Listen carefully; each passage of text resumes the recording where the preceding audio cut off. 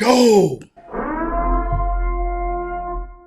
Welcome to Speculation Sunday on a freaking Sunday. My goodness, it feels good to be back at these Sunday evenings. Welcome to Speculation Sunday. Today we're going to be talking about Disneyland, Knott's Berry Farm, Universal Studios Hollywood. And honestly, I really want to go over the current situation of where we're at with theme parks now that we're heading into the final weeks of September going into October. Halloween's about to be fired up at all theme parks. Honestly, we're pretty much in that mode now. But I just want to say thank you to all the people that are here on this beautiful Sunday. The weather's been gorgeous over here in Southern California. Honestly, if you're going at night to any theme parks, bring a sweater. I feel like we're finally there. But welcome. We got Javier in the house, Disney Queen Victoria.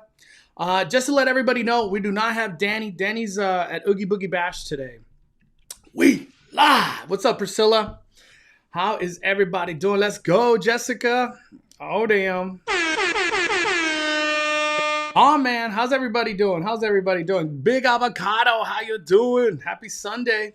We got the Definable Titan. And before we get this party started, let's smash that like button, everybody. Fire up them likes. Let's go. I want to start off by saying, what do you guys want to talk about? That's what I want to ask everybody. Let's start off with what you guys want to talk about before I get into anything I want to talk about. But let's start off with the Q&A. So if you guys have any questions or topics you guys want to talk about, Disneyland, Universal, Knott's, it doesn't matter. Let's go into any theme park today. Yeah, I can't wait for Scary Farm 2. We had a media day actually at Knott's Berry Farm for Scary Farm. I can't show or really even talk about it till Tuesday. So stay tuned for a really cool video on Tuesday. And then come next Speculation Sunday, I'll go more into detail. But hey, shout out to Benji. I saw Benji today, man. Fired up, Benji. Hula Mama, what's up, Hula Mama? How you doing? What's up, Kristen in the house? We got Warren. Heck yeah, we got Bowmania. I'm gonna hit that purge horde for Bowmania. Let's go. Your videos have been on fire, man. So I've been in Halloween Horror Night mode. Honestly, that's been the only thing I've been caring about. And it's going to feel good now to transition into Disneyland and Knott's Berry Farm. So not going to focus too much on Horror Nights anymore. Just because, we got a whole October still. You know what I mean? Valerie says, where is the Hulk? I'm asking the same question. From what I have heard, he's not coming to next week. Even though they said next week is this week. I think what they really meant is he's coming next week. I hope I get to meet Hulk when he does debut. I don't have a date or anything, so we'll see how it goes. Javier says, when the keys going on sale for the general public? It's starting to seem like it's not going to happen this year. Disneyland is definitely not struggling to sell tickets to jam-pack the theme parks. Just yesterday, I was at Disneyland for a little while at nighttime. I could have sworn Mission Breakout was like 100 minutes or something. Monsters Inc. was like 60. Cars was like 60 or above. So they're packing the house without Magic Keys being for sale. Will there be any Magic Keys on sale soon? No, Morrow. Sadly, not right now. I think the main thing is if we see Florida sell Magic Keys, then I have a hunch they'll sell Magic Keys here. Because they've been able to renew way longer than we've been able to renew our Magic Keys. And over there in Florida, they are still not selling keys to out-of-state guests. Marius Knight's speculation. This is a very good question right here from Big Avocado. The answer is no. I know nobody wants to hear this, but I am hearing early signals and signs that there will be no After Dark event in Christmas. Obviously, I could be completely wrong. This is Speculation Sunday. Take everything that I say today with a grain of salt. But I'm hearing no. Marius Knights is not coming back. And from what I'm hearing, it's not that it's not coming back because of success. I think it's just not coming back because it doesn't fit into whatever they're trying to do for Christmas time, because they're kicking off right into the 100th celebration, which is going to be new fireworks. Magic Happens is returning. They haven't given a date or anything for that, but there's just a lot of stuff happening in January, and I guess that's like their focus that they're shooting for. Let me see. I'll tell you what, I don't want to talk about the damn Raiders, man. I didn't see what happened, but I read what happened, and it's pretty rough. Tough loss for the Raiders today. What's up, Miguel? How you doing, man? We got Kevin. Is it just me, or did Halloween Horror Nights this year feel like it was on another level? Even though it's a repeat, it just felt scary. No, Horror Nights is on fire. I just want to throw this out there. You know who's on real, like, just on another level? Is all the scare actors in scare zones. They've been incredible. Even though the houses yesterday were all like 100 minutes and stuff, you could just hang out in scare zones and have a blast. The scare actors were on point yesterday. But no, Halloween Horror Nights is on another level this year. They did a really, really good job. What's up, Sergio? All right. Where is the Donald Sipper? Actually, the Donald Sipper arrived at California Adventure. Disney Hypebeast posted on Instagram a little bit ago. It is for sale currently. It just kind of sucks because only Oogie Boogie Bash people could be at DCA right now. So if you want the Donald Sipper, it's there at California Adventure. But you have to wait till tomorrow. But it has arrived. Donald Sipper has arrived. Whispers as to when's the last day of Splash? Nothing. I don't have anything. I don't have any word on Splash Mountain. I have a feeling whenever Splash Mountain is going to close, there's going to be for sure like, hey, it's closing, blah, blah, blah date. Disney's not going to just be like, oh, there goes Splash. Sorry, you didn't even get a last ride. I have a feeling they're going to have like a date set when it closes. Jen says, almost time for Scary Farm. Ain't that the truth? I can't wait. I can't wait to talk Scary Farm. Too many secrets this time around. But I'm excited. Scary Farm's going to be good. What's up, Bergozzi? Fire Sunday, man. Let's go. Elizabeth says, what are the chances of buying Oogie Boogie tickets the day of an event? Does Disney sell any last-minute tickets? The only time they sell last-minute tickets if you're at the hotels. And most importantly, at the Grand. If you're at the Grand, they sometimes allot tickets same day for, like, if you were at the Grand today and, like, staying there, they might have tickets. Even though the event started already, they might have tickets still. But there is no hope. That's the best way I could describe that one. Just remember to renew your Magic Key before they expire. Yes. I have a couple buddies who have got rocked by that expiration date. So say, what is today? The 18th. My pass expires today. And for some reason, I just forget to renew. And tomorrow is one day after expiration. Disney is not budging. They are not budging on anybody.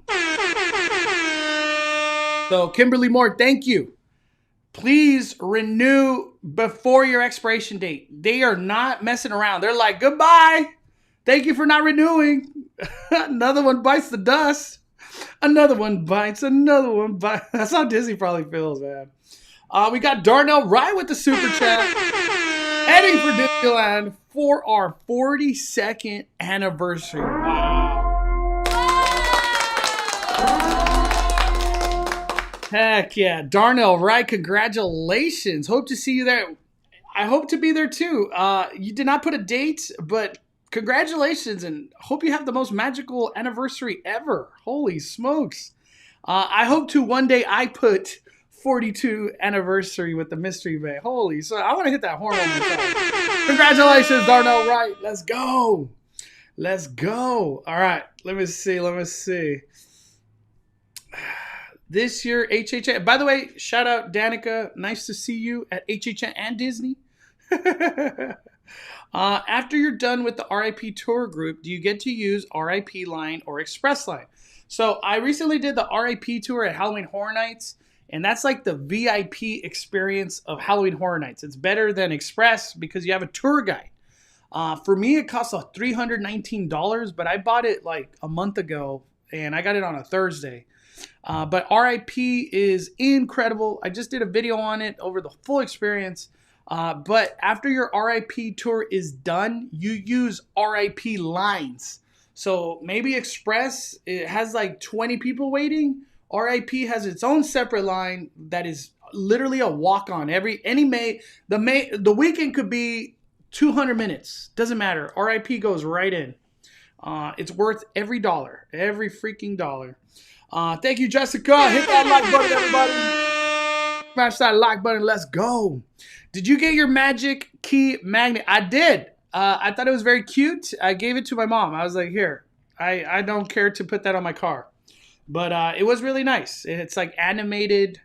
I don't know who was asking for a magnet, but sure, we'll take it. Anna says, hey, Mondo, do you know if the Blvd Boutique takes walk-ins? Yes, they do all the time. Gosh, I almost feel like I should have put that in a video. I went to Blvd Boutique the day of soft open, so the day before opening, like 2 weeks ago or whatever it was. Blvd Boutique is like, I'm looking at it. Say I'm outside the store, I'm looking at it. To your left. So if you were to walk towards the castle, it's like called Enchanted something, or I don't even know what that room's called. In there is where you do walk-ins for Blvd Boutique. And I'm guessing if you go right at opening of that store, you'll probably most likely have walk-ins. But they do allow walk-ins all the time. All the time. Because people cancel Blvd Bouties all the time. I just like saying Blvd Boutique. Oh, man. Daniel Storm, I was just at Knott's Berry Farm, and it was crazy. And they did the overlay for Calico Mine Ride. I rode it at night twice, and it was amazing. That's cool. I'm shocked it's already done. I didn't know that. Thank you for letting me know that. I'm going to get on that next time I go. We got Big Joe. What's up, Big Joe? Dropping the fire. Hey, Big Joe. Me and Big Joe got a HHN trip right around the corner. What up, brother? So stoked for HHN. Love you, bro. Fire it up, Big Joe. I love you too. Let's go. Let's go. Hey, Big Joe, great year this year, dude. I'm glad we're going to Horror Nights, my friend. It's going to be cool. It's going to be cool, man. Thank you, Big Joe. Hope your Sunday is awesome, brother. Once again, congratulations to Darnell Wright. 42 years. That's incredible. I'm so happy for you. But thank you, Big Joe. Let's go. We got Charlie. Could you pay total for magic keys or only payments? Maybe Disney likes payments so they could cancel a ticket at any time before they expire. Nah, you could pay in total. For all the people that are renewing, they're allowing people to do a big down payment or even pay it in full if you want in person at the booth. Weird scenario, but you can do that at the booth. You could do that at the booth. Brian, thank you for the super chat. Appreciate that, man. I don't see a comment, Brian, but thank you. Let me see. We got 5-5. Hey, Mondo, do you think getting Express for Sunday for HHN is a good idea or stick with regular ticket? So I just want to be honest. Sundays, it seems like Thursdays and Sundays are not that bad at Horror Nights. But for me personally, if you're going once a year, like one time, I would probably get Express. But if you're like considering not dropping that extra money, maybe try to do Horror Nights with your regular ticket. Do early entry so you get there at 5 and you start the mazes at 6 wherever you go. And for some reason the lines are long on a Sunday, buy that Express, the one that sells like at 11 p.m. and on. It's like $89, but you'll be able to power through all the mazes at that point in time. So you would save a little bit of money that way, but you most likely will still hit all the houses. Let me see. I'm just reading the comments right now. I'm still shook on that 42-year anniversary. That's so cool. We got Jessica. Let's go, Five Fires fan. Fire up them likes. Heck yeah. Happy Speculation Sunday. Let's go.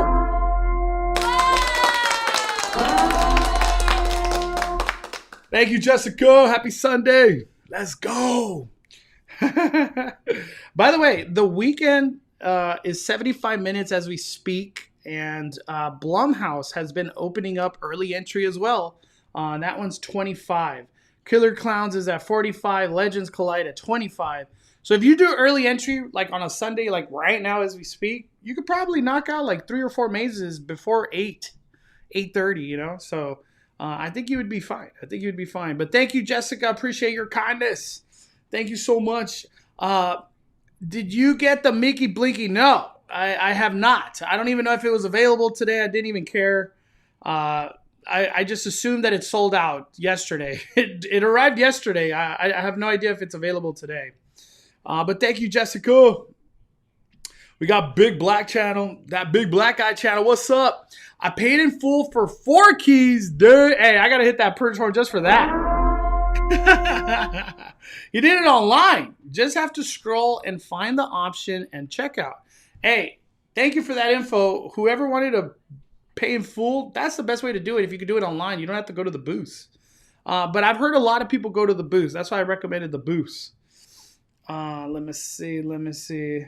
Valerie says the live stream was fire last night. Yeah, it was. Let me show everybody. I gotta show this to everybody because I don't know who it was that I saw on Instagram, but he did a video right here. Look at this. Look at this.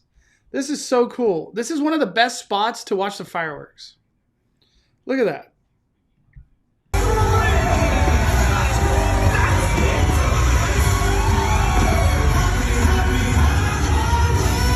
Like, honestly, watch the fireworks from the pumpkin. Why even go to the castle? Watch it with the pumpkin right there. Yeah, so I just want to throw that out there. 5-fire recommendation. Watch it from the pumpkin.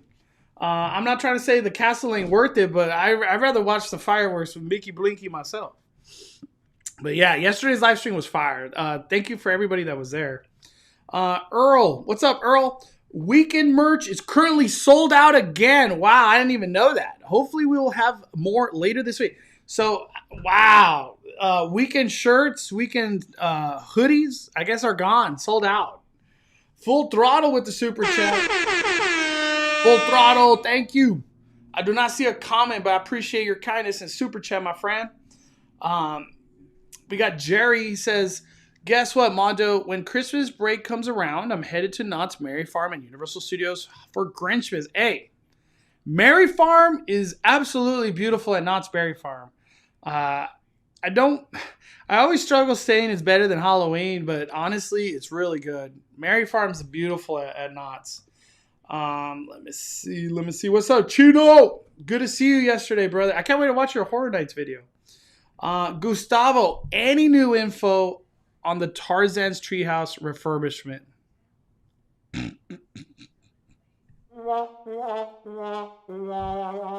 You tell me. I almost don't care what comes to the treehouse. Whenever the treehouse gets unveiled and whatever it might be, unless there's a meet and greet in there, it's going to be all hyped up, blah, blah, blah. Look at this. Cool. 4 or 5 days later, and nobody's going to care. It's like the life cycle of social media, especially with Disney. It's like super hype, and then the hype disappears, and then on to the next thing. It's crazy. Social media has changed a lot of things, like how news kind of sticks around in the social media world. And I feel like for Disney, there's a lot of like, it's really hyped, and then nobody cares. On to the next thing. And I think I was talking to Villain. I was saying it's funny how like all this Halloween merch dropped when it originally dropped, a month ago or whenever it was. And 3 days later, everybody's saying like, oh yeah, there's nothing new right now. Nothing to talk about today. And I laugh because it's like, all this is new.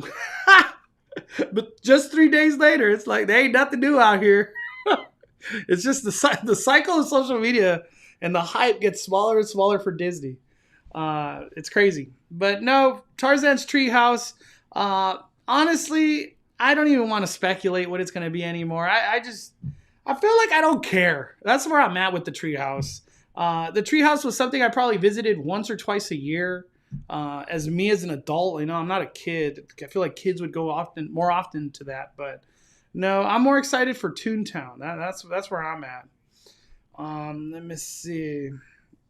To ask everybody in the chat, like, are you excited about the treehouse, or is it just whatever it comes, it comes? You know what I mean?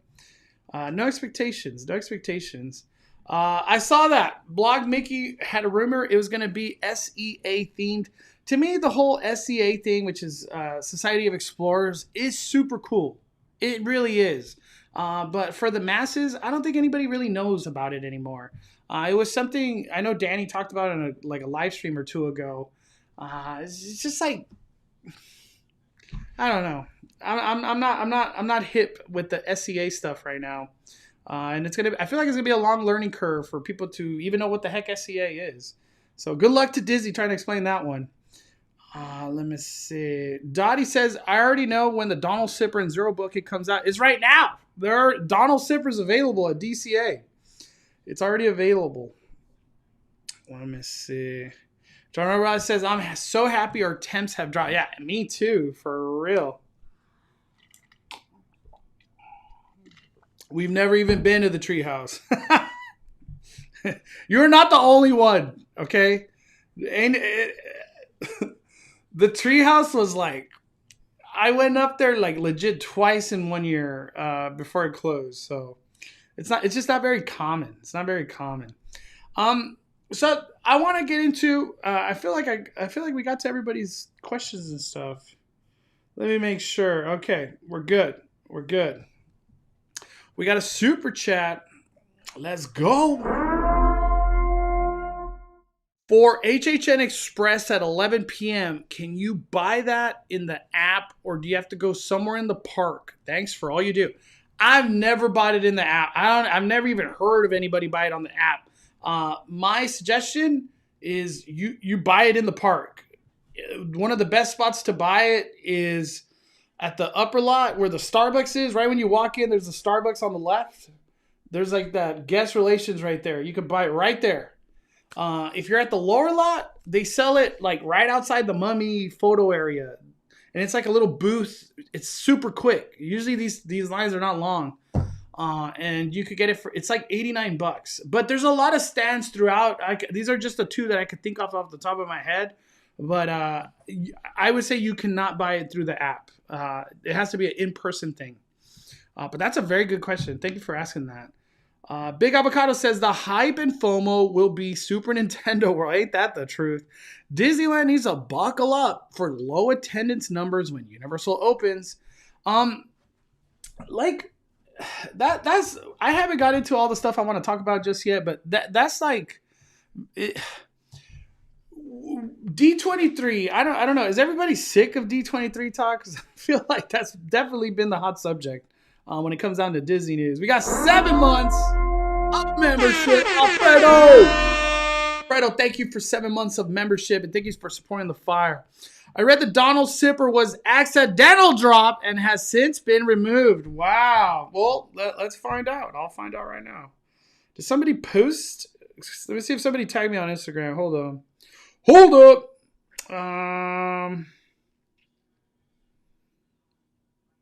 Oh my gosh.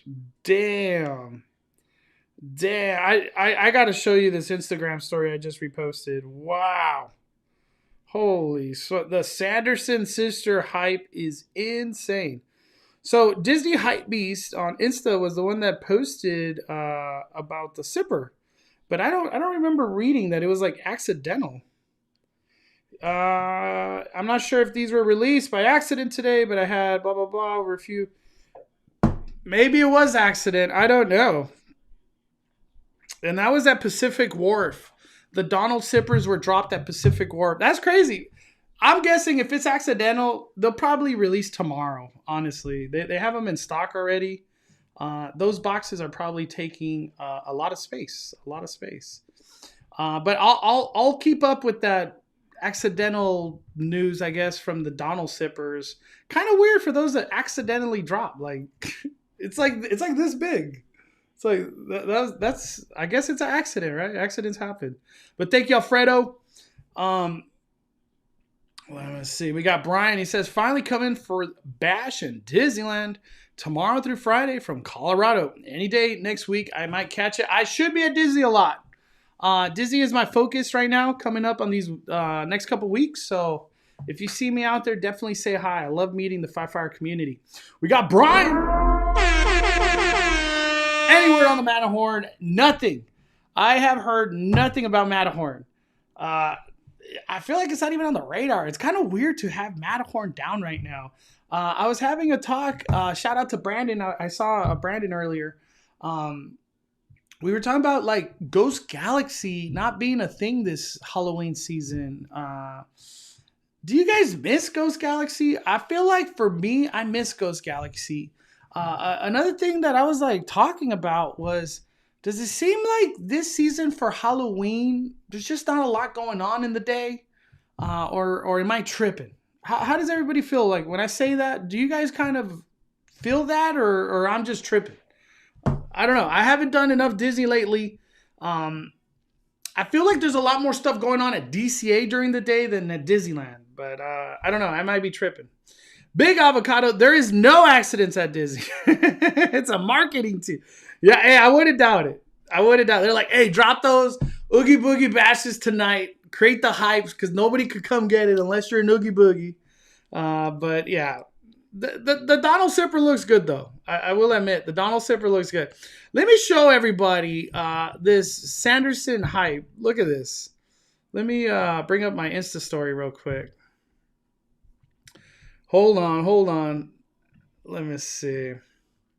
Check this out. Hey, shout out to my buddy Benji. He made this hat right here and gifted it to me for my birthday. Benji, you are incredible, brother. I know everybody's going to be like, I want to buy that Five Fire merch. I promise you, once I get the whole merch settled, I promise to make it accessible to everybody. I would love to sell Five Fire merch. But I just don't want to do it like not correctly. Oh, I didn't share. Oh my gosh. Hold on. Stand by. It's probably still loading on my Insta story. Give me a second. Did it load? Where's that? Oh yeah, here we go. Costco Riri 84. Give me one second. I just want to show this. This is like insane. This Oogie Boogie Bash Sanderson sister hype is just unreal. This is definitely very popular. Oh my gosh, do I have to refresh? Is it oh, there we go. Yeah, I don't know why it wasn't showing. Okay, so I just posted this on my Insta story. Check this out. Check this out, everybody. This is the Sanderson sister hype right here. Look at this. Let me put my...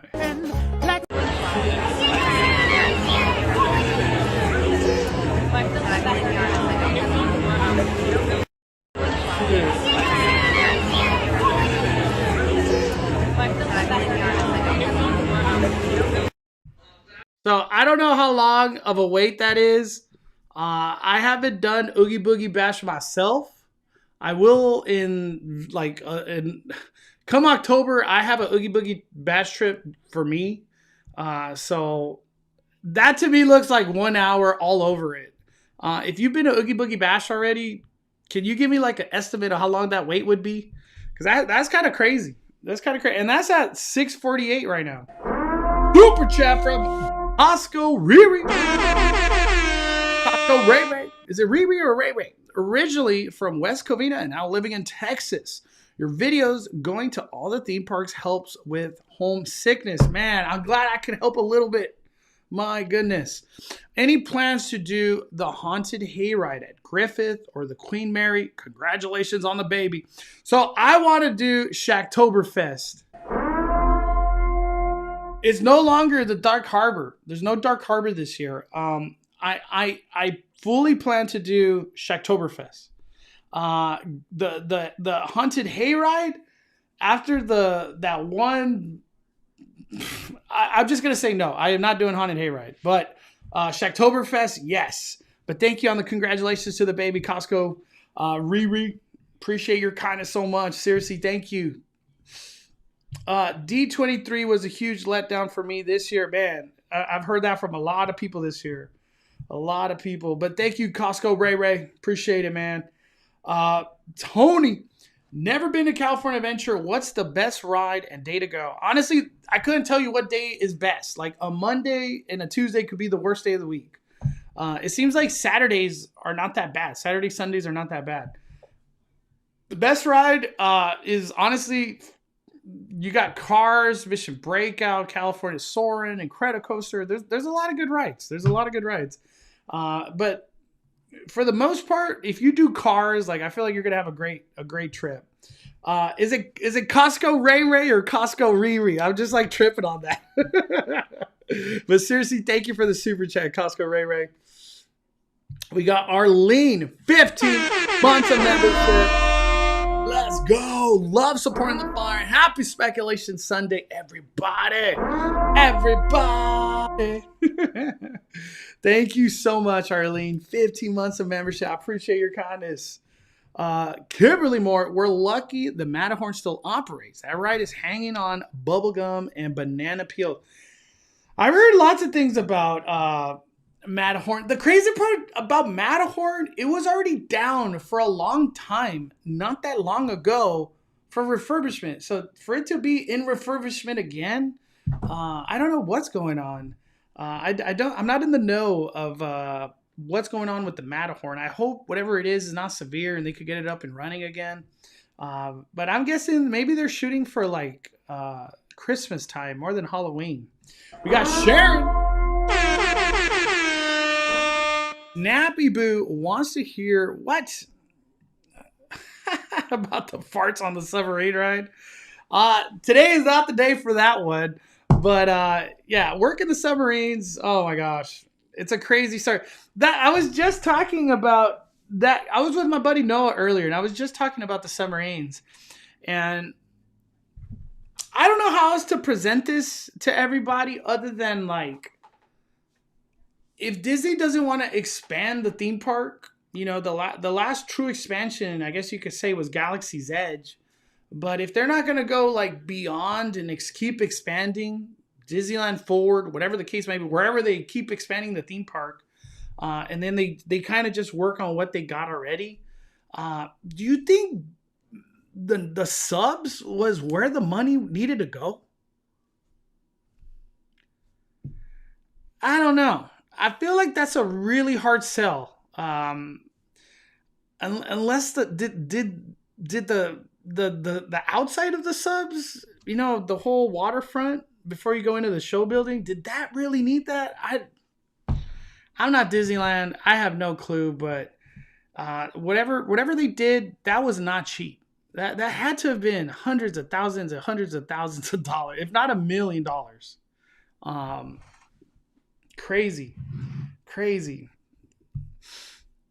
I just don't even know what to say. I'm not trying to hate on the subs, but it's like when you stand back and look at Tomorrowland, is that where the money needs to go? Disneyland said yes, so I guess that's where it needs to go. Brian with the super chat. I'm going to December. Can you tell me anything to look forward to?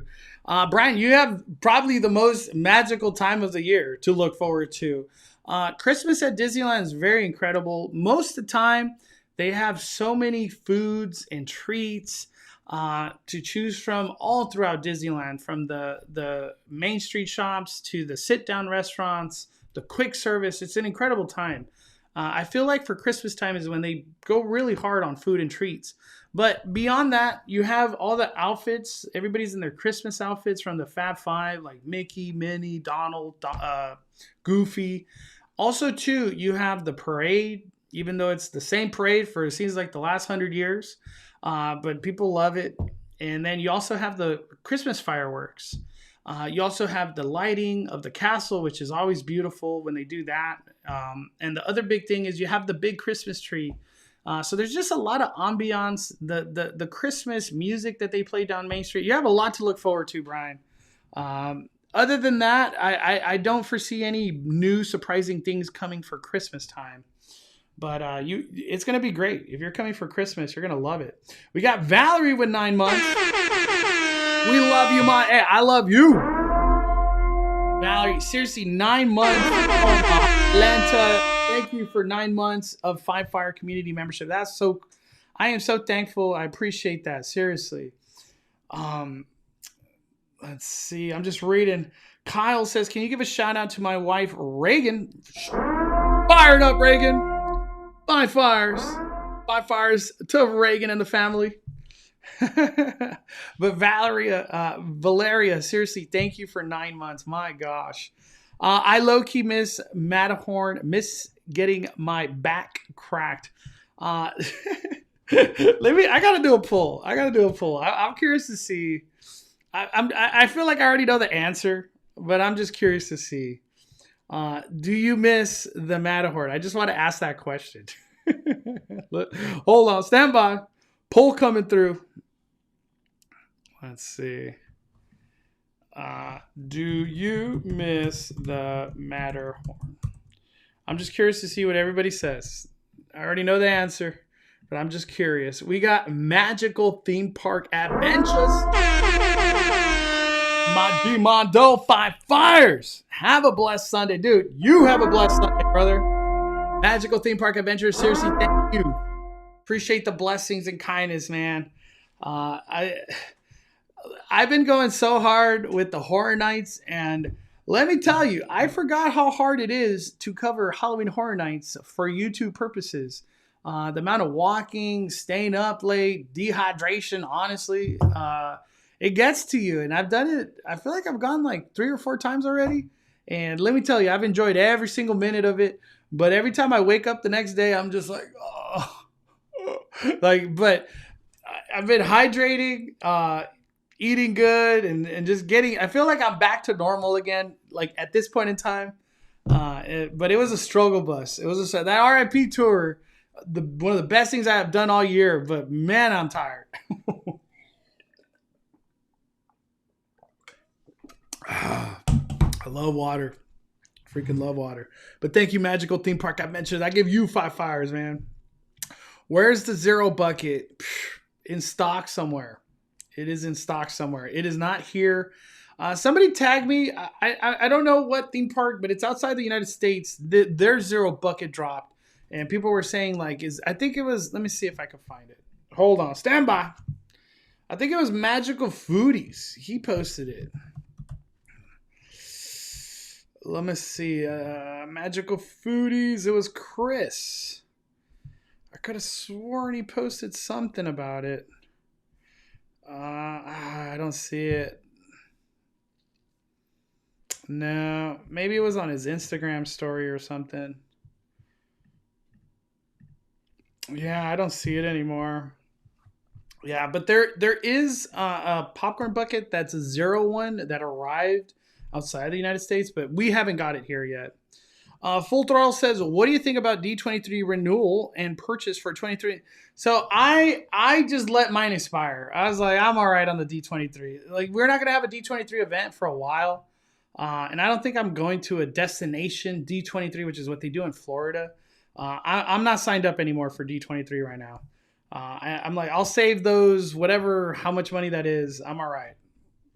Chantel says, Tomorrowland just needs a complete makeover. Autopia cars are no longer things of the future. Submarines are not futuristic. I love Tomorrowland, but seriously, could use something new. Trust me, you are in the hundreds and thousands of people that feel this way.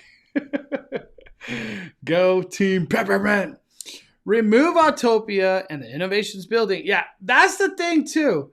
Is that Innovations building or Launch Bay, that is not going nowhere. With them putting a DVC lounge, that like supplanted that Launch Bay will be here for at least 5 years.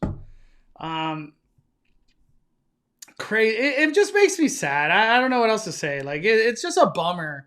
Launch Bay, if it was ever to get deconstructed and removed, it opens the space. What can come there? Slinky Dog. I know other people want other stuff, but I would want Slinky Dog. You have been doing such a great job at HHN. I don't know how. Yeah, I'm not standing. I'm tired. Yeah, HHN is straight up workout. Same thing with Disneyland, honestly. But yeah. Did you get HHN burnout by the end of October? No. I feel like right when I'm getting tired of HHN, I go to Scary Farm. I'm getting tired of Scary Farm, I go to Disneyland. And then it's like always fresh. It's always fresh. I was just talking to somebody about being burnt out of Halloween, and it's what, September 18th, and I'm already like done with Halloween. I was talking to somebody earlier today, and it was just funny. He's like, yeah, we've done so much Halloween already. It's the 18th. It's not even October. How are we over Halloween already? The Matterhorn is legit the only scary ride at Disneyland. You're either going to get hurt or a ride could fall apart. Oh my God. You know, I've never really got hurt on the Matterhorn, but it does hurt to ride. Especially if you go on the left side. Left side's the roughest side, the roughest side, like compared to the right. Launch Bay is a beast of a building. It's a beast of a storage unit right now. It ain't doing nothing. Other than it's going to be a DVC hotel. All right. I think we've got to all the questions and everything like that. Let me ask. So there's a lot of stuff I want to talk about. We got Jules. Flying Fires, you rock. Thanks for always sharing the best information to all your followers. I appreciate you. I appreciate you, Jules. So when I this is the best way. I'm going to try to be clear here. I went to Disneyland Halloween opening day, and I might have gone the next day too. And then I kind of just turned all my focus to Universal Studios Hollywood. And my focus was Horror Nights. So I did Horror Nights. I've had the best time ever. Horror Nights is incredible this year. And when I look back at Disneyland, I'm like, well, okay, what's going on? What are the things I would like to do or cover, or what did I miss from opening day? And when I look back, I'm like, I don't think I missed anything. I did the Villains Dance Party. I've already checked out Cars Land, all the Halloween. To me, I don't know if it sounds negative, but there's like no memorable treat or food item for Halloween season. At least not that I could think of. I don't know what the go-to Halloween food or treat is. To me, so far, the number one Halloween item is the Halloween brownie. Let me show you. It's the one from Jolly Holiday. I posted about it a while back. Let me see. I want to share this because I really recommend it. It's this item right here. This Halloween brownie could be picked up at Jolly Holiday. And is it? Yeah, there we go. This one. Super recommend it. Super recommend this Halloween brownie. Especially on a non-hot day. But I don't know. I like, the only thing for me that I would really love to cover is the Plaza de Familia. And that's the corner over there by Goofy Sky School at California Adventure.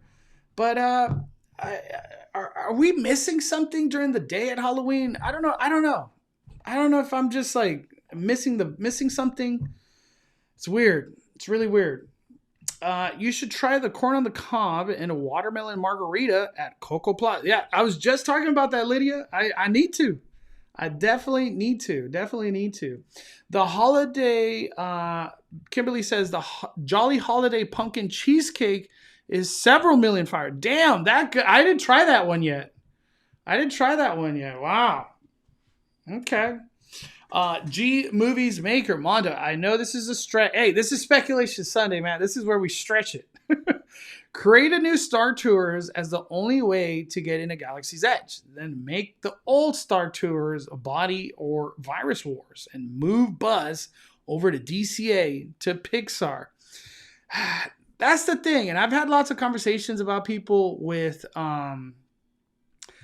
Star Tours and Buzz and Store Command, and then you have Space Mountain, Astro Orbiter, Autopia.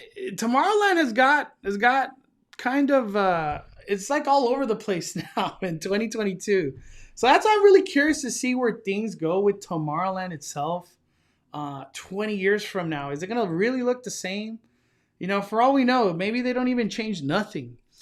Maybe big changes or big refurbishments to lands like Tomorrowland. Maybe those are just not even in the books for Disney at all. Like, it's just not even a consideration. I know there's a lot of speculation out there about People Mover, and y'all know me. I've been saying from the beginning, I'm like, why the People Mover? I don't get it. Like, why bring that back when we could move forward with something new? I don't know, but I don't have any hope for People Mover. Let me see. We got DW. He says the brownie is okay. The minecart brownie was a million times better. I didn't think the minecart brownie was that good, but it's welcome to theme parks, right? Sometimes it's good, sometimes it's bad. Let me see. Benjamin says, I finally got my pan de dulce ice cream sandwich. I know, I've been meaning to get that. That's over Rancho de Zocalo. That one looks good.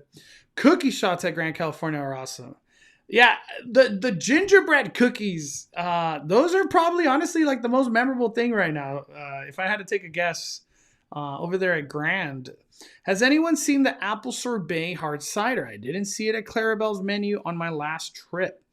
I don't know. One of my buddies, Brandon, his name's Disfeed. I feel like he got it recently, but I haven't looked at that menu. Heard they have a churro of horchata. Is that correct? You tell me. I don't know. I haven't been keeping up with the churros. There's always a new one. I kind of want to say there is a horchata churro, but I haven't tried it. Sully says, Mondo, you excited about Andor? Honestly, no, I'm not. Not at all. I'm going to watch it. I hope it's good, but I'm not excited. It's just another Star Wars Disney Plus show. Oh, man. Tomorrowland is a mixed bag for sure. It definitely should be the next land. So, for today's live stream, that's like one of the main things I wanted to talk about was the current situation. For Tomorrowland, what would you guys even want? Like, if say somehow I became the president of Disneyland, or I guess I would have to go to executive, so I would have to take over Josh's job. And I'm sitting here to listen to the guests and the fans of Disney. What would you even want in Tomorrowland? Say we somehow were able to just clean slate Tomorrowland, everything gone, except Space Mountain.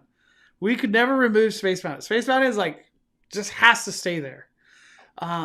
Clean slate Tomorrowland. What would you even want in Tomorrowland? That like I feel like that's a good question to ask.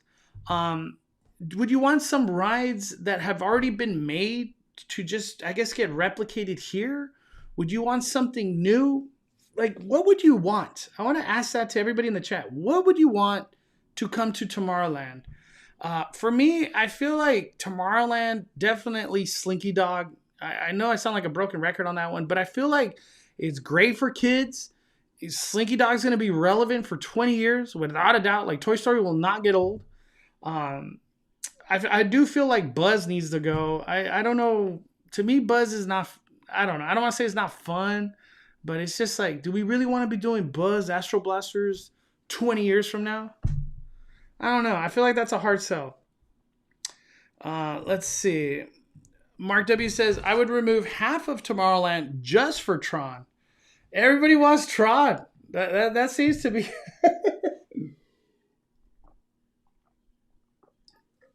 Is Tron enough to just like silence the voice of we need a new Tomorrowland? Like, would Tron just be it?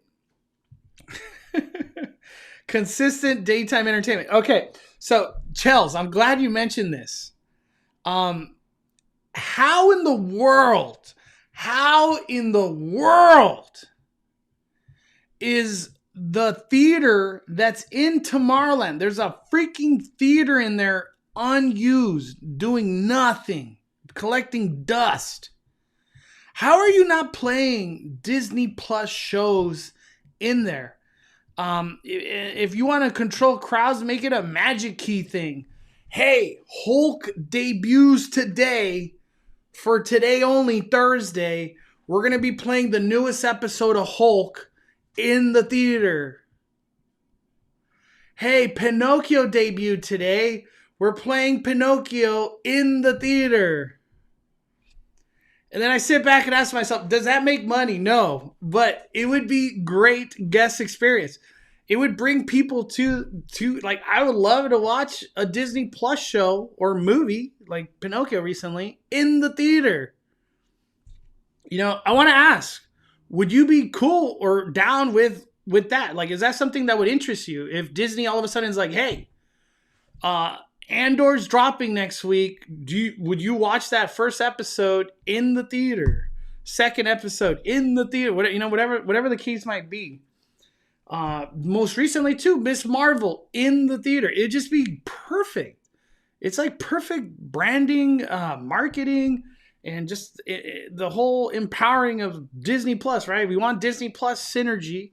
I feel like it's crazy. It's crazy that theater is just chilling. So everybody wants Tron. Flight of Passage would be crazy. Does that belong in a Tomorrowland? Sure, right? Slinky Dog is probably the most overrated ride ever. I beg to differ. That line's insane. I've been on that ride like 10 times. And I've had fun every single time.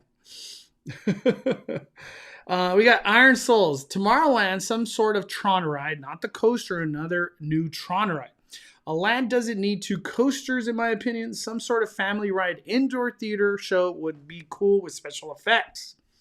All right. It would be the Slinky coaster, but different. Hey, I'll take it. I will take it. Everybody's saying Tron. Lilo and Stitch ride. Yeah. Lilo and Stitch ride would be, that'd be fire. We got G Movie Master. He says, robotics lab adventure, 0 to 60 mini Teslas. I don't think that would work. Buzz Lightyear, Tron, Wally. That's pretty good. Chell says, yes, theater needs to be used. Dance party stage needs to be used more. Launch bay needs to be utilized for character meet and greets. I'm still shocked that, like, the launch bay, the good old launch bay. Lose Astro Blasters, lose Star Tours, bring a new version of Spaceship Earth Dark Ride. Put it in a museum of Walt Disney and Disneyland Astro Blaster. Let me see. I'm just reading. The theater idea is brilliant. Okay, so we got somebody on board. Idea for Hyperion Theater, Rogers the Musical, and the Asgardian troupe that performs reenactments in the Thor movies. I'm shocked that's not already happening, personally. You would have thought that Roger Musical would have been like, we need to get that in the Hyperion ASAP. That Big Black Eye channel says Wally, Tron, People Mover 3.0, Space Mountain, Skybug. So you're going for nostalgia. It would work. That's a solid lineup for Tomorrowland right there. Nick says Disney Plus Theater, but it's a Disney Plus subscriber exclusive since you already paid it. So let's see. How about the Santa Claus with Tim Allen? Hey, put it in the theater. Tomorrowland should be rethemed to Outer Spaceland. Give us a Stitch ride. People Mover could be Wally themed. Dang, that I love it. I like Wally. I'm a big Wally fan. We got Mark W. People Mover, Wally would be awesome. Just as long as it doesn't break down all the time. Would you guys be sad if Star Tours left? I feel like I would be sad. I feel like if Star Tours, I could just imagine a nightmare in logistics that it would be. But if they were to make it happen, I feel like it would be such a success for future of Galaxy's Edge. Put Star Tours with brand new layouts and throw it in Galaxy's Edge. It's just like a no-brainer.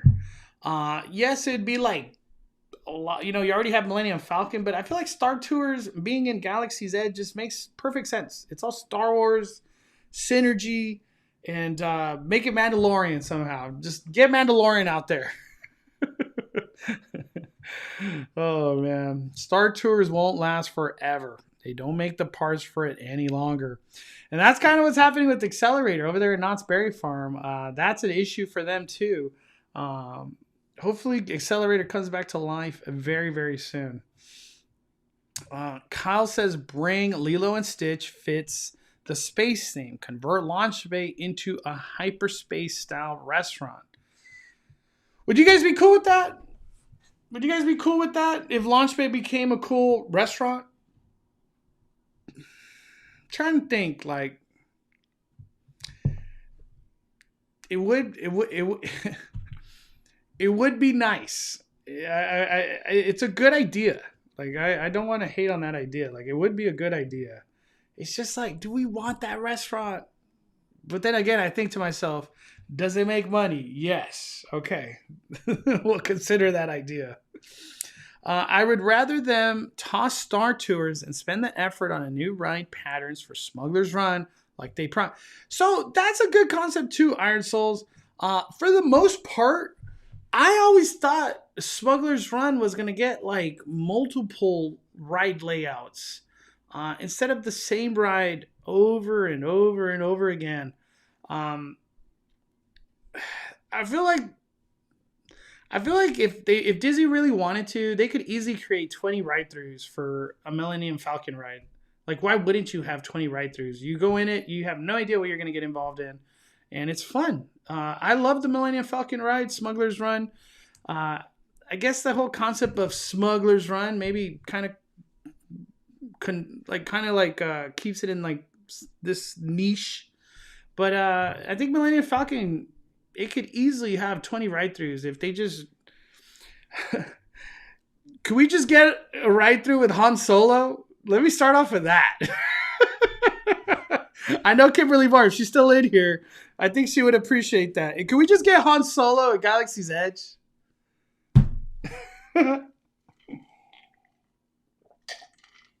I think Han Solo as a meet and greet character in Galaxy's Edge would break the internet, probably more than Mandalorian, in my opinion. Mandalorian has been very popular as of late, obviously with Disney Plus show, but Han has been popular for 30 years. People would go crazy if he arrived at Galaxy's Edge. It'd be crazy. We finally get Han Solo. Imagine that photo op, Han Solo and Chewie right under the Smuggler's Run. Oh, people would cry, I feel like. Just like seeing that in real life. Oh my gosh. It'd be crazy. It'd be crazy. Smuggler's Run does need multiple. I really feel like the whole multiple experiences has to come to Web Slingers as well. You know, Web Slingers, for what it is, it's awesome. But it definitely, I feel like it would help out a lot if it had multiple ride-throughs. But yeah. Let me see. I'm just reading the chat right now. Will Burden says, all Tron, everything in Tomorrowland. Tron Show in Launch Bay, Tron Motion Ride in Star Tours, etc. Okay, so I've had a chance recently to check out and read a little. I'm planning to buy King Thanos. I'm planning to buy King Thanos comic books. I would just like to read it and have it in my hands instead of just read it online. But I've watched and read up on King Thanos. King Thanos is going to be the one to be the main bad guy again. And it's going to be the new Avengers ride. They really have been so vague that you don't even know that it's going behind the headquarters. For all we know, it could go somewhere else. But with King Thanos coming to Avengers Campus, it really made me like look at Marvel and Disney, specific like Disney Marvel. Like, what's going on with the bad guy situation? You know, the villain situation. I guess I know everything's gonna convert to Kang soon, and then like I'm guessing Thanos. It's gonna all rewind into Thanos again. But it's kind of weird that we're gonna have another. They're building up, and I'm guessing it's King Thanos at some point in time. I hope it's Doom. Obviously, everybody wants Doom, but for the right purposes, it's King Thanos. When I first heard that announcement, to me I was kind of like, dumbfounded, like, what? And then I was happy and excited. It is what it is. But when I asked the audience, I feel like we have a lot of Disney fans here in the Five Fire community. Are you excited for King Thanos' ride? And if you're like looking at me like, what's this dude talking about? Well, Avenger Campus is gonna get a ride involving King Thanos, and I'm not making it up because I feel like not everybody knows. But yes, this right here is King Thanos. And I truly ask, are you excited? I really mean that. I know we talked a little bit about it, but I just want to revert to it because I feel like this is not getting talked about enough. I don't know. I look at this picture and it looks exciting. I could imagine a lot of these characters that are in this picture are going to be meet and greets at some point in time. Like a lot of these characters are already meet and greets, but are you excited? Are you excited? It all comes back to Thanos again. Could care less. Not excited at all. Would like to meet Thanos. I would like to meet Thanos. I would like to meet Thanos. Mondo, you should look into buying the Marvel Encyclopedia. The price had dropped since it's been out for a couple of years, but filled with tons of great information on all characters, team-ups, and event. I'll look at... Is that an app? Is that an app or like a software online? I know nothing about King Thanos, so don't know what to expect. Think expect. NF says no, not excited. They should make an Iron Man Hall of Armor thing in Tomorrowland. Yeah, they did it before already, and it would have been great. King Thanos might be a placeholder for a version of Kang that they don't want to spoil yet. And I keep wondering that too. Rob Allah. Excited to see people freak out because they know nothing about King Thanos. So I've only read a little bit, and I don't want to spoil nothing. If you really want to know about King Thanos, look it up. But his storyline's crazy, especially his arc. Brandon says, I wonder if Disney would ever strike a contract with Tesla and represent Tesla in Tomorrowland with the rest. A lot of people have wanted that. It'd be great, especially too. They could bring solar panel, obviously make Autopia electric, but I don't think Disney cares to do that. I really don't. I think if they really cared, it would have been done already. I think King Thanos is a good pick. He's an original character for the parks. He is recognizable to the general public. Remember, the parks universe is not the MCU. I guess. I get what you mean. Let's see. We got Izzy Rep. My family and I enjoyed meeting you yesterday at Stage 7. Hey, nice to meet you. I remember. You were so kind and humble. Again, thanks for convincing my husband to get a pass. Hey, I'm glad he did.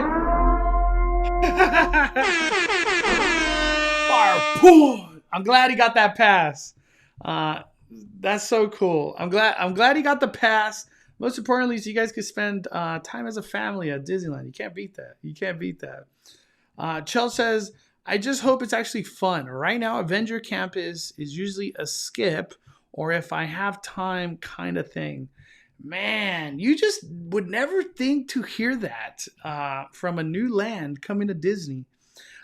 It's kind of crazy because, I say this all the time. Like, I feel like we're in this like golden era of theme park for Disneyland.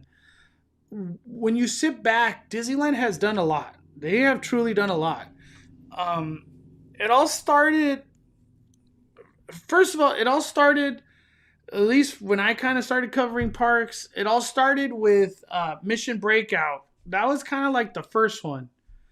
And then Pixar Pier. And I remember when Pixar Pier came, it was like, so what are they doing? They're just putting Flix flyers over there? Okay. They're making California Screamin' Incredicoaster. Oh, okay. They're also bringing this hot dog restaurant that's going to be Inside Out theme. Sure. They're also bringing this like chicken stand thing from Toy Story that nobody eats at. Okay. They're bringing Bing Bongs. Oh, wow. Bing Bongs doesn't really sell that much candy.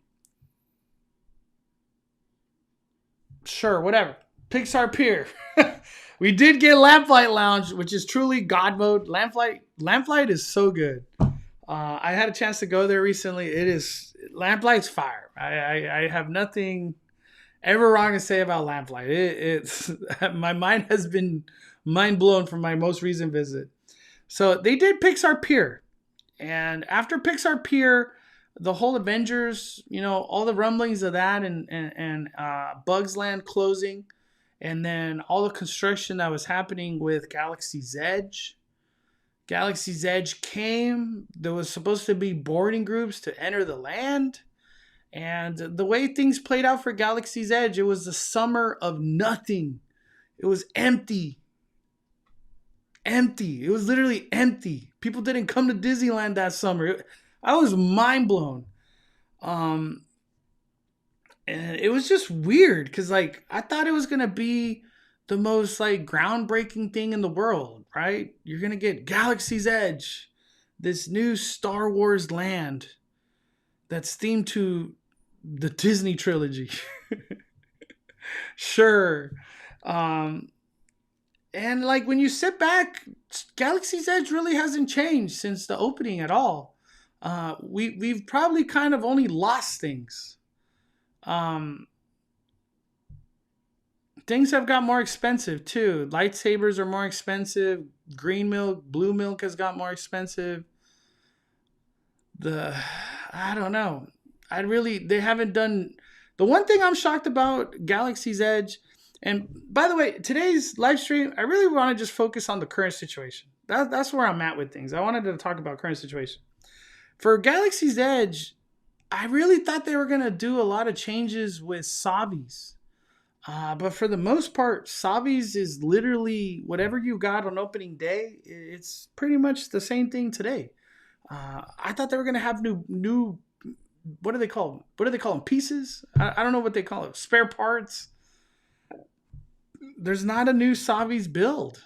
And they kind of have done some extra parts for Droid Depot, but not really. We still have the same Smuggler's Run layout. Eventually, obviously, Rise of the Resistance opened up. It makes that land super cool. But we got Boba Fett, Fennec Shan. We're going to get Mando soon with Grogu. I don't know. I feel like for Galaxy's Edge, until the entertainment gets stepped up, it's like I just feel like it's missing. That's like the missing component. And then overall, it's just perfection of a land. If we get the nighttime entertainment or daytime entertainment, it'd be incredible. But I don't know. I've said it before. I feel like in 5 years, Galaxy's Edge will be finally like flushed out with whatever ideas they're trying to do. And maybe in 5 years we get Darth Vader to step foot in there for once. Only time will tell. Only time will tell. But I have high hopes for Galaxy's Edge. I truly do. And then so we got Pixar Pier, Mission Breakout, and then Bugs Land finally shutting down. And then we got Galaxy's Edge. And then we got the Galaxy's Edge news. We ended up getting the Avenger Campus news. So it's like crazy how big the projects are for these IPs that we're talking about. Pixar, that's coming to life. Star Wars coming to life. Avenger Campus coming to life. And Avenger Campus opened up. And the demand was so crazy, right? You couldn't even get in the land. They were making people wait like 3 to 4 hours in World of Color just to enter the land. You couldn't even ride the ride. Avenger Campus has now been open. I would say it's a success, right? Web Slingers is always busy. People are buying their Pim's food. I don't even know what the popular item is, really. I guess the Pimini, right? The Pimini is popular. I feel like Pim's the alcohol portion that's pretty busy always. Uh, is the Doctor Strange show good? Do you still watch it? Do you watch the headquarters show with Taskmaster? Like, where are we at with all these things? We'll see how long they last. You know, I just want to ask these things just to get the conversation going about these things. I'm not trying to say that they're bad or anything. I'm just bringing it up. We got Raging Caveman. My daughter Vanessa says hi. We both love watching your videos. Hope we run into you at the parks. Hey, Vanessa. Thank you, Raging Caveman. Appreciate it. Hope you had a good Sunday today, Vanessa. Fired up. If you see me at the parks, always say hi. Always say hi. I love meeting everybody. Let me see. I'm going to read the comments. But fired up, Vanessa. Thank you for supporting the fire. Would love to see a drone show in Galaxy's Edge. Some X-Wings flying overhead. That's another thing, too. The Rogue Squad or whatever the X-Wing show, that got canceled at Disney. At least it's not on the layout for things to come anymore. I feel like people want more characters for Galaxy's Edge, and the rides are fine. Yeah, the rides are fine. But Avengers Campus, people want more rides, but are good on characters. Yeah, right. It's like the flip-flop. It's like the Robola. The Star Wars Night event showed us all the stuff they could easily do to make Galaxy's Edge better. Imperial March, more photo ops, meet and greets, special shows, lightsabers. Kristen says, question, can you see the fireworks from the promenade out front? Yes, you definitely can.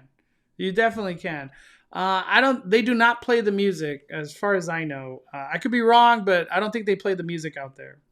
Michael says, bring more villains and heroes. Why can't they just call it Star Wars Land and have it where all the characters from Star Wars series walk around?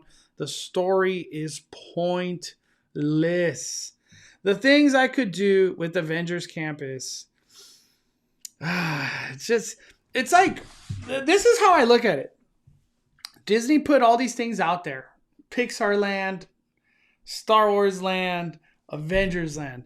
So, and then with the soon to be Toontown too, you know, Toontown is like infinite possibility. But they have these like sandboxes now, you know? And they're literally at their disposal. Like just a simple thing like, hey, we're bringing an Imperial March with Darth Vader.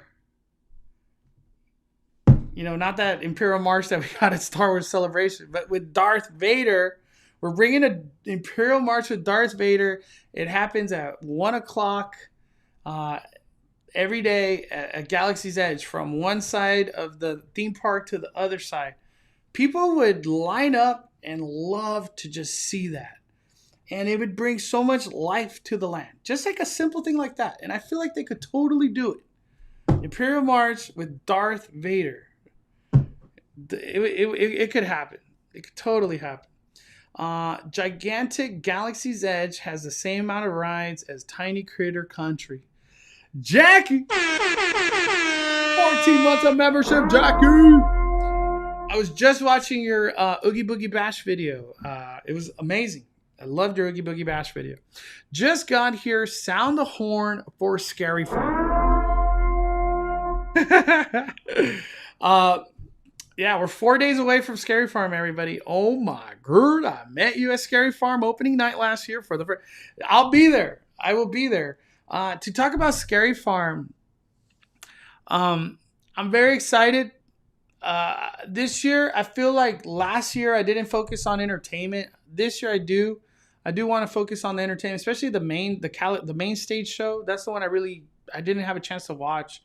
But I'm excited for their new two mazes, Grimoire and Bloodline. Those are like the heavy hitters of what's going to come this year.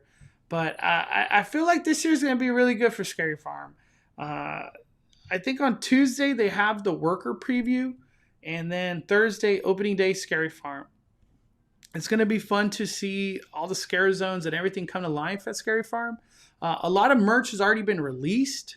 So definitely check that out. Check that out. But thank you, Jackie. Can't wait. It's going to be amazing. Regular Josh 1 says, I've yet to go to Pim's Kitchen, mainly because I only been to Avenger Campus like maybe 3 times. I don't really have much of a desire to go back to that land. That's crazy to read that, dude. It's crazy. But I get you, Josh. There's better things to do, right? Michael says, bring Han Solo to Smuggler's Run. End the silly side story stuff. Kevin says, what advice would you give to someone who wants to start YouTube?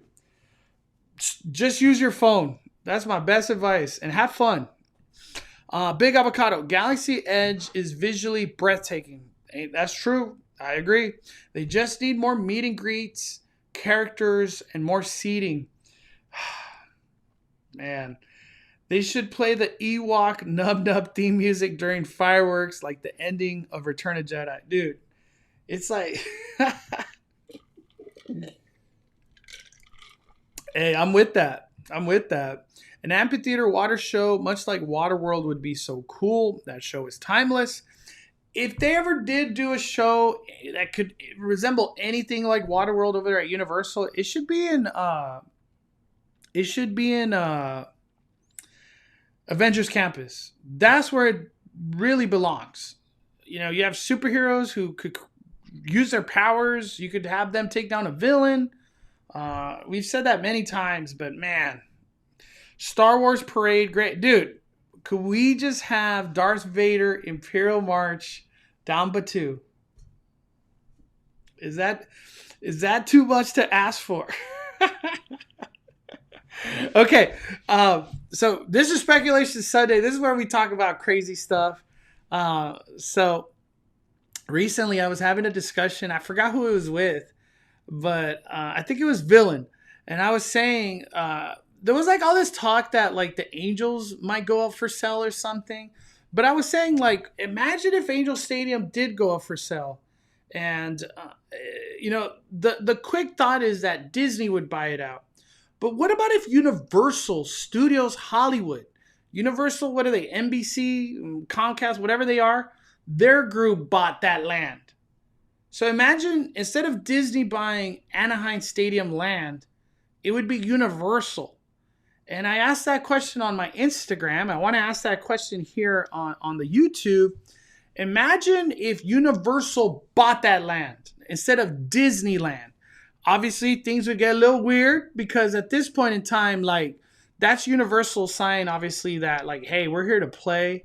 We want this market share of the Southern California theme park traveling tourist crowd. But the question I ask everybody, I want to talk Universal now. What would you like, since you have this clean slate of land, you know, Angel Stadium's huge. Their parking and just the surface of their land, it's a lot. It could be a big expansion. What would you want to come to that land? And when I asked my Instagram, a lot of people were saying Back to the Future to come back. Other people were obviously saying, like, expand the Wizarding World to Harry Potter, you know, bring new expansions over there. There's lots of, obviously, Hagrid's. That would be like the number one thing. Other people were saying like a full-on Jurassic World land where they could finally flush out this idea of a Jurassic World land. There's just so many endless ideas that could come that are universal related. But I want to ask everybody here on the YouTube, what would you love to arrive if Universal bought that land? So I know everybody wants to think about Disney and all the stuff they could bring, but what about if Universal bought that land? What would be some cool rides, lands that you would like to come there? I'm curious to see. So we got Velocicoaster. Let me see. I'm just reading. That stadium is staying there for the foreseeable future. It's part of the whole Anaheim future plans. All right. I'm just saying, it's just a speculation. Speculation is that we're talking crazy. What would be cool, though, if it was to happen? Build a bigger Springfield. Wow. As soon as you said it on IG, I knew right away. Yeah, a lot of people said this idea, too. Scooby-Doo Spooky Island. My gosh. Would you guys be excited for that? A Scooby-Doo Spooky Island? Universal should make it like Islands of Adventure. That would be incredible. G Movie Maker says, I keep thinking it'd be amazing to sit at Disney during lunch and just listen to Kimberly Moore talk about it. Yeah, I would love that. That would be a good idea. I would like to interview Kimberly Moore and be like, what would you do if you brought a Marvel land to a Disney, right? Huge Harry Potter land. Expand Wizarding World. If they can't do it at their current park, give us Diagon Alley and Hagrid's. Universal Monsters. I seen your HHN RIP. How was it? Hey, RIP tour is incredibly Five Fires. Bring Epic Universe. We need the monsters. We could get Diagon Alley and Hagrid's. I feel like that's like the foundation start, right? If we got Angel Stadium, so I'm Universal now. We got Angel Stadium, Diagon Alley, and Hagrid's. Like that's like the first done. We can't even argue with you. Like that is just coming. It seems like that those two right there have been like it just needs to happen. Hagrid's and Diagon Alley. Universal, I would want new IPs, honestly. Maybe Pokemon. Okay, so I'll get into that in a little bit, Iron Souls. You hit the home run out of the park. I'll get into that in a little bit. Ali says a Jurassic World Park land would be Five Fires, even if it's just a whole Harry Potter land like Diagon Alley and Hagrid's.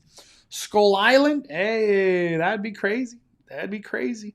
A lot of people are saying Universal Monsters, so that's like a common one. Super Nintendo World Prime, Donkey Kong Country, Legend of Zelda, and Pokemon. All right, so you guys are taking the words out of my mouth. So all these people were messaging me all these different ideas and whatever. And I was like, I love what you guys are saying, but I think the beginning, like if I got this like unlimited power of creativity, and I have the land of Angel Stadium, I would start off with Pokemon. And hear me out. I haven't fully thought this idea, but this is just what I was talking about like a couple days ago. I was like, I wouldn't even start with the ride. My first idea would be to drop a Pokemon Stadium and drop a trainer building. Like we're gonna have one of the trainers that, like, you know, one of the from the original Red or Blue or Yellow, one of their stadium or one of their trainer buildings there, but have a Pokemon Stadium and have it be inspired from Waterworld and all the dynamic things that they have from Bornstentacular. So I would have it be like literally some Pokemon Stadium battle where you have a Blastoise, a Charizard, a freaking Zapdos could come in, like all sorts. And it could be screen-based, physical props, electricity, fire, water, all sorts of things coming to life. But I feel like if you could have a staple show of Pokemon battling each other in some type of form, oh my gosh. And then you have a stadium seating because it's a literal Pokemon Stadium. I feel like you'd break the internet.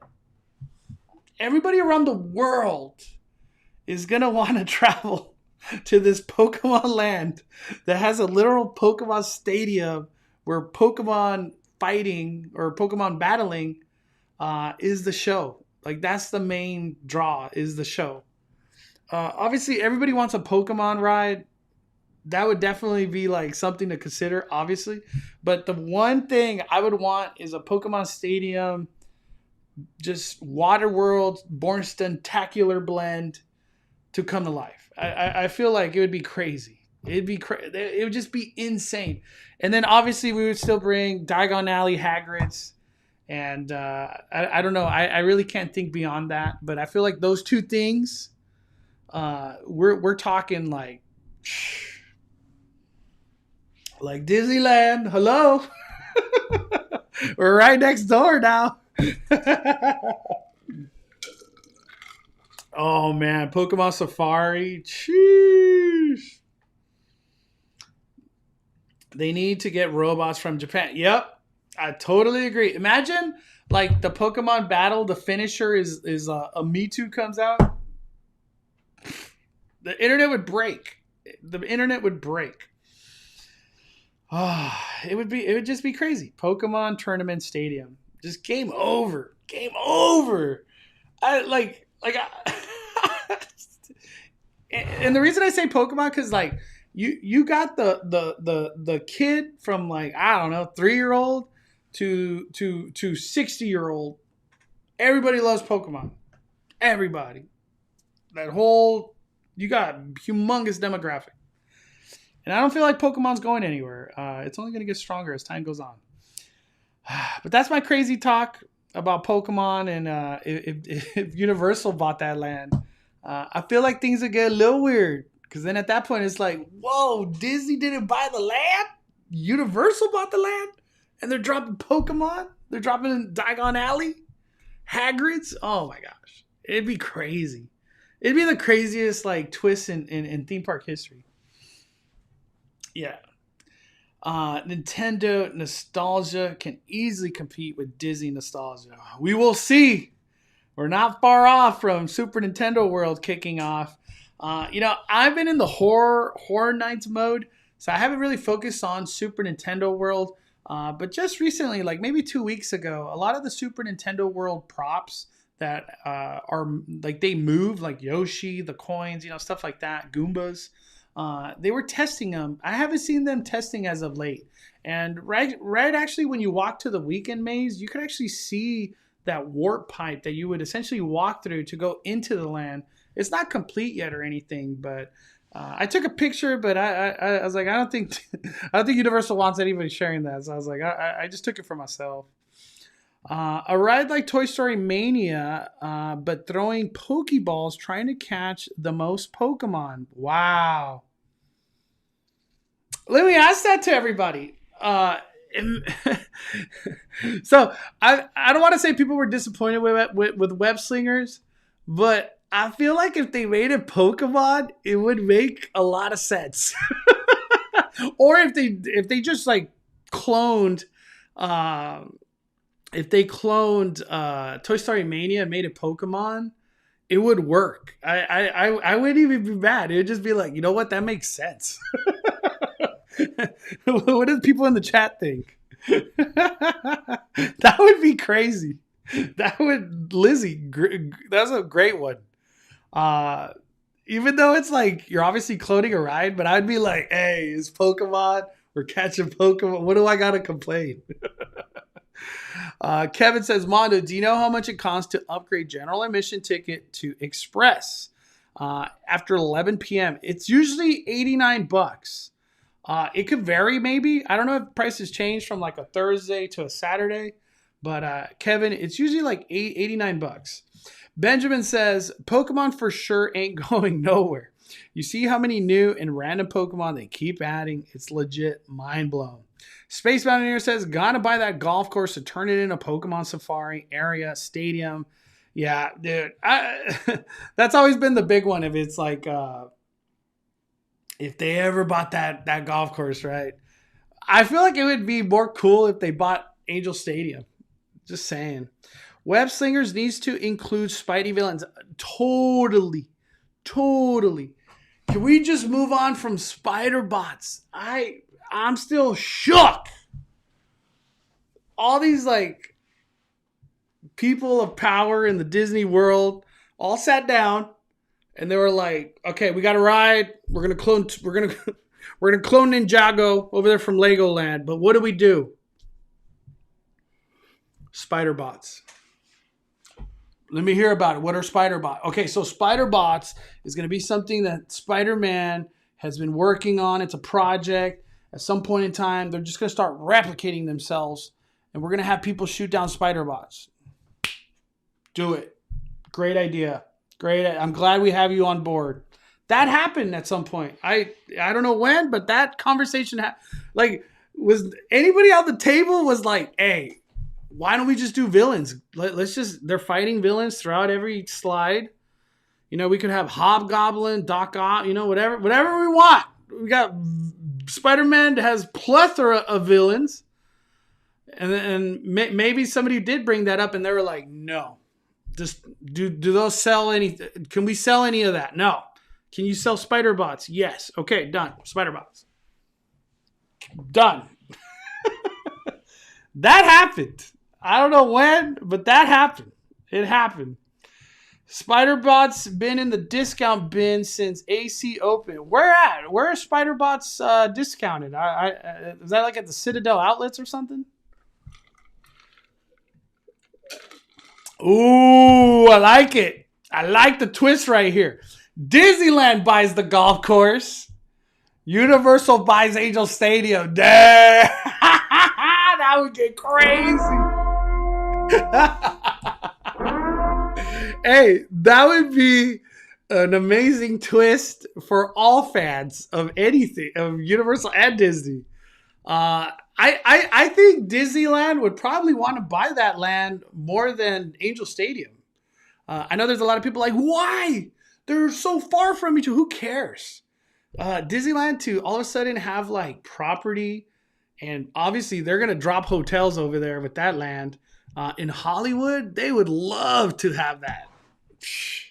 Disneyland would love to have that golf course. That would be crazy. That would be a turn of events. They're cute, but they're too fragile for little kids. So I have a spider bot somewhere. I don't even know where it is anymore. I bought it the Iron Man like skin, I guess you could call it, but I don't play with it. It just kind of sits there. This is what happens when Danny isn't around to moderate. I don't know what that means. Let me see. Spider bots not licensed by Sony. Yeah, very true, right? I just want to play golf at that. Yeah, me too. I would love to play there. We got Zaman. He says, Mondo, so far HHN, why is there 2 express passes? If you don't get one, do you have to pick it up somewhere? Zaman, I think what you might mean is like there's an express where you could use it once per house. So like once per maze. And then there's an express that's unlimited. You want to do the weekend 3 times? You could do the weekend 3 times. But those vary from price, big price jumps. But there's also an express you could buy if they allow it. You know, it's not every night at 11 p.m. It's like $89, and it's an express, so you get 1 fast pass per ride. You get 1 express per house. I mean, Disneyland should buy Angel Stadium and use it as an Avengers show. Just say. Just how you said it in the past, like they should have a water. Yeah. It'd be crazy. I like the twist of Disney buys the golf course. That would be crazy. Universal is good on Universal is on a good Minions Sing Secret Life of Pets. Or how about they have Illumination Land? That's one thing. I was at Universal recently, and we were talking about like what is there something that's like missing from their big movies that Universal hasn't had a chance to integrate into the theme park? And when you look at like Universal's top 10 grossing movies, Jurassic World, Minions, Fast and the Furious, those are the 3. And those are already implemented in the land. And I was like, hey, I applaud Universal Studios Hollywood. They're like 3 biggest movie making money properties are already integrated into the land. And I was like, that's crazy. And they did it quickly. They did it very quickly. Minions, Jurassic World, and Fast and Furious. You know, it's not the best integrations with some of it, you know, Fast and Furious, but hey, they did it. They already know this movie and this property has incredible fan base and popularity, and they put it in the studio tour, which, hey, it was a good move. It was a good move. People still clap and are like, yeah, after Supercharged, Fast and Furious Supercharged. Let me see. What other sound stages on the lower lot would Universal rip out, and what rides and lands could come to the lower lot? So the big one that has always been speculated when we saw Super Nintendo World is those sound stages behind Super Nintendo World. If those were to leave, that's where Donkey Kong would expand into. And I remember I was kind of like, why didn't they just destroy the sound stages when they built the land and just open up with Donkey Kong? But that didn't happen. But they did build those other humongous sound stages way on the right hand side. You can't even see them, they're so far. But on the right hand side, they built 4 sound stages. So maybe there could be a validity to they destroy the sound stages behind Super Nintendo World for future expansion if things are successful. Which, in my opinion, Super Nintendo World, the popularity is going to be unreal. It's just crazy. It's crazy to know that Universal, they're expanding the theme park. They're doing it. They are literally doing it. Let me see. We encourage everyone to be kind. Thank you, Isabel. Appreciate it. All right. I want to get into some other things too. At Knott's Berry Farm, Thursday's the big day for Knott's Scary Farm. The big 2 mazes that are coming, we've talked about it before, is Bloodline and Grimoire. I can't wait. I feel like Grimoire is the maze that's going to be the biggest conversation starter for when everything debuts on Thursday. I will go into super detail next week's Speculation Sunday with Knott's Scary Farm. But this coming Tuesday, I'm going to have a really fun video.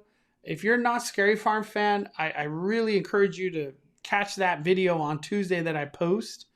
I can't say much, but Tuesday, a really fun video that you're going to enjoy, and it's an experience that I hope a lot of Not Scary Farm fans enjoy and have a chance to book, because the experience that I had today that I talk about in this video that's posting Tuesday, you're going to love. Not Scary Farm, I'm very excited. From what I've heard, they're having an opening ceremony, and it's going to be a kickoff, where everybody goes up to Ghost Town streets and some show's going to happen. So I'm very excited for that. When it comes down to Disneyland, Oogie Boogie Bash, just recently we had the D23, and I've had a chance to ask some people what were the extra things that came for that. And, now that I've got a good understanding, it seemed like Zombie Cap, Scarlet Witch, Moon Knight. I don't think anything really beyond that got added to the slate for D23 night. One thing that I've kind of realized, I know for some people they could only go on Saturdays. It seems like the Saturdays are always more expensive, and you really don't get more bang for your buck on these Saturdays after dark events. That's the trend that I've seen now as these after dark events have played out. Even Star Wars Celebration, they had a Saturday one. I was like, man, they should do something big, right? It was like $50 more than the other days. It's the same event. It's the same event. Gina says Zombie Camp, and we got an exclusive Oogie Boogie poster at the exit. I want to ask you, Gina Marie, was that worth the $50 more? I'll be going to Oogie Boogie Bash so I can finally give my opinions on it this year. I've been to Oogie Boogie Bash the previous 2 or 3 years, however long it's been. Interesting to see the chaperone policy implementation. It will be a more suitable crowd. I'm excited. I'm excited to see what a Scary Farm with chaperone policy looks like. This is going to be something new. I think it's good. It's good for the scare actors and all the security and everything going on. It's been working great. As far as I've heard, I haven't heard nothing negative really about the chaperone policy. It's going to be crazy. We're going to see how it plays out. Hopefully, it's all positive for Knott's Berry Farm. Let me see. I'm surprised they didn't have a D23 night just for gold card members. Makes the membership seem pointless if you get the same things as the free one. I know. That's funny you say that.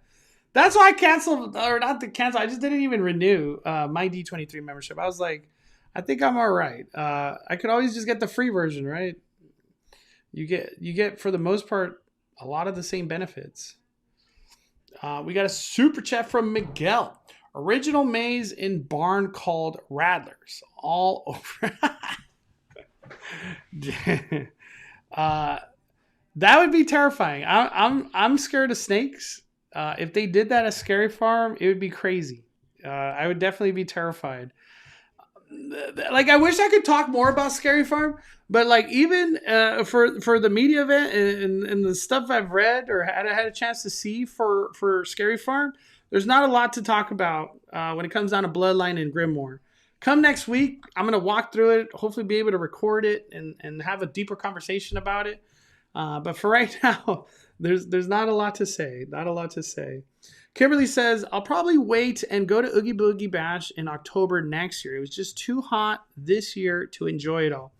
I know. For me, I'm kind of glad. I bought opening day, but I ended up going to Horror Nights that day. Shout out to Jaron for inviting me. But this coming in October, I have an Oogie Boogie Bash day set up for October. I'm really glad because opening weekend for Oogie Boogie, we had that heat wave. It's hard to enjoy Halloween when it's 90 to 100 degrees. Like, it's just rough. You can still obviously enjoy it, but man, haven't been to Knott's in a bit. Going back finally on Thursday, but just to experience regular Knott's, not Scary Farm. John, if you trust me, go get a slice at the new Prop Shop Pizzeria, John. I really enjoy the pizza, dude. I really recommend it. If you have a chance, definitely make out your way to Prop Shop Pizzeria. Yay, Mondo at Oogie Boogie Bash. Notice the Spirit jersey is flying out the door. That is one of the updates too. I did post that on my Instagram. It was Mateo. It didn't come out on opening weekend, but the Spirit jersey for Oogie Boogie Bash did arrive. I think it's really nice. I had a chance to see it in person. They did sell it at 5 and dime. And in front of Little Mermaid, there's actually like a stand selling a lot of this stuff. So if you're interested in the Oogie Boogie Spirit jersey, definitely buy it. And I think it even glows in the dark. If I'm not mistaken, it glows in the dark. It was actually nice in person. I was surprised. I walked by Ernesto's trail twice and he wasn't there, so that sucked. Damn. A lot of people were telling me a good tip for Ernesto for Oogie Boogie Bash is right when the parade ends, just try to go wait for Ernesto because he usually comes right after the parade. That's what a lot of people have told me. Let me see. We got Catherine. She's going on the 29th. Hey, that's a great time to go to Oogie Boogie Bash. Kathy says, does Knott's allow recording? I don't know. I will ask very soon. I don't know. They allowed recording last year, at least to my knowledge. But we'll see how things play out. Will you be firing up a live at Knott's? I hope so. I don't know how the reception is, but it gets a little crazy. Reception gets a little crazy. Kristen says, we'll be going to Oogie Boogie Bash late October. Hopefully, y'all, it'll for sure be cooler. It's cooler right now. Even today, it's cooler. It's actually really nice weather right now. Also, too, I do want to say something about Horror Nights. Now that I have a chance to look at my Instagram. On Thursday, I did RIP tour, and it was this day right here, this past Thursday. They actually did an opening ceremony at 7. Even though, contrary to everything that has been said, they did it. But if you're going to Horror Nights, I recommend catching the 7:45 one. So you don't do that first craziness kickoff. But if you do go to Horror Nights, 7:45 is the one I recommend. I know the 7 o'clock, the first one is like everybody wants to do it. But even the 7:45, from what I heard, it was like the same experience as you get at 7. But sometimes I wouldn't doubt that they don't even do one at 7. Like the crowds are just too big. But definitely check out the one at 7:45. Let's see. We're 6 likes away from 350, everybody. Let's hit that like button. What's the fate of accelerator reopening? As far as I've heard, pieces and parts, very hard to get. There's just a long wait. I feel like it has a bright future. They just painted it, so I don't think there's any risk of it leaving. But man, CK Barry says 100%. I caught Ernesto during the parade. No wait. Yeah, that's what I keep hearing. People keep telling me catch it at the end tail of the parade. Everybody recommends that. What's your favorite Halloween event, Mondo? So far, it's Horror Nights. I haven't done Scary Farm yet. It debuts this Thursday, so we'll see how it goes. Animatronic Crazy says, I recorded Dark Ride last year, and they clearly saw me recording, but the security at the end said no recording, even though it was at the end. Yeah, I don't know. If I have a clear message of like if there is or not, I'll definitely let everybody know next week. But we'll see how that plays out. Will you be doing Shacktoberfest? Yes. I don't even know when opening day is, but I do know their tickets went for sale. I have to buy one myself. We got Miguel with the super chat. At Universal, does Jurassic Maze called Long Grass with raptors running everywhere? Yeah, I've said it before too, Miguel. I don't know if they'll ever do it because like the whole concept of like all of a sudden Jurassic World being involved with Horror Nights. But I would love it. A dinosaur raptor maze. You're just surrounded by grass the whole time and raptors coming out. It's like messed up, dude. You're being hunted by raptors. That is terrifying. I think universally it is terrifying. Like everybody would be scared. But I agree. Trust me. I love dinosaurs. I would love to do a dinosaur maze. That'd be crazy. Kevin, if you could bring any one maze to Horror Nights, what would it be? Oh,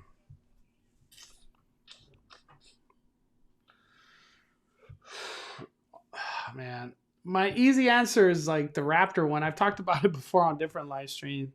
But if I had to change something else, I don't know. Kevin. That's a tough one. Off the top of my head, I don't know. You know what? I know Kimberly would love this one. I feel like it would be great. Just I would call it like the night of 1,000 werewolves. That's what I would call it. Just horrific werewolves just taking over a town, and you're in the middle of it, and you're trying to survive. You're the group that's trying to survive 1,000 werewolves. That's what I would call it. Night of 1,000 werewolves. I would keep it simple as heck, but just where and the final scene before you get out of the Halloween Horror Night maze is just 100 werewolves in the room, and there's no clear path where you walk out. So it'd just be terrifying. That's how I would end that maze. It would obviously cost a lot of money to to hire that maze, but dude, imagine a night of 1,000 werewolves. That's what I would call it. And the last room would just have 100 werewolves with no clear path where you walk out of.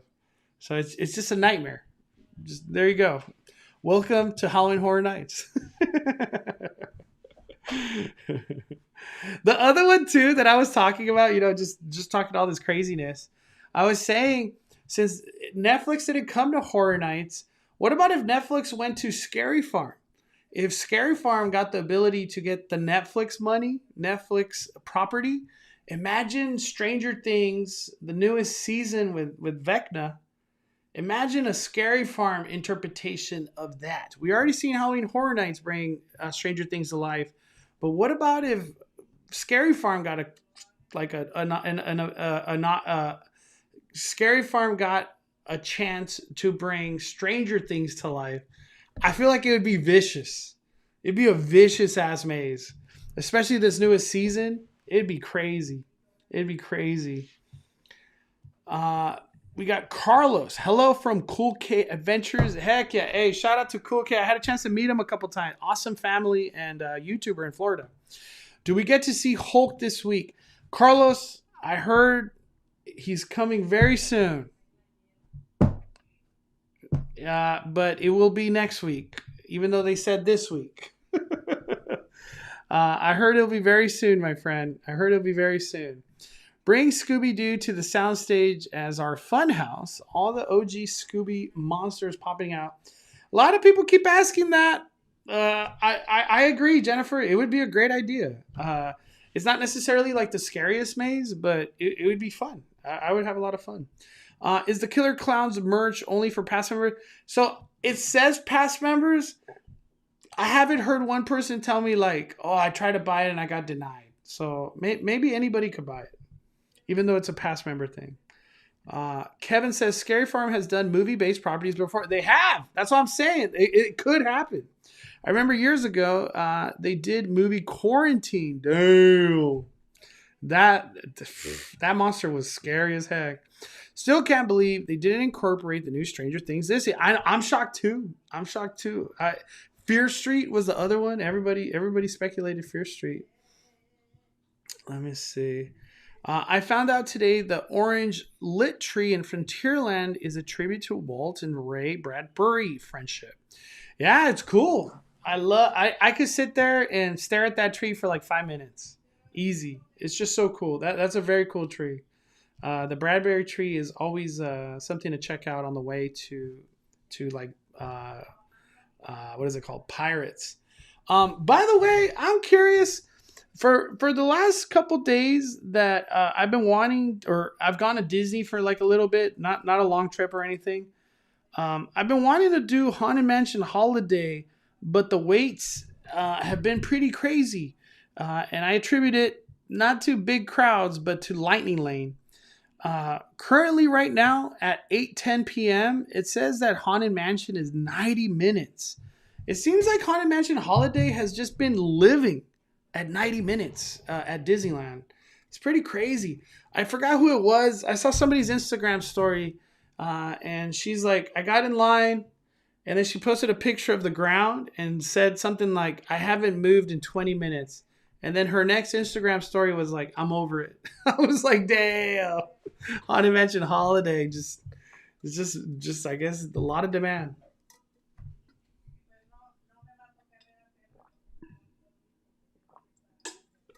Hellraiser, my buddy Andre, he's been wanting that one for a long time. How about a fun house for HHN? Luigi's Mansion. Pff, dude, that would break the internet. It'd break the internet. I would love that. It's just, would Nintendo ever do that? Probably not. I know Universal Japan did Resident Evil. Hollywood should do that. That game has such a cult following. Yeah, Resident Evil would be insane. It'd be insane.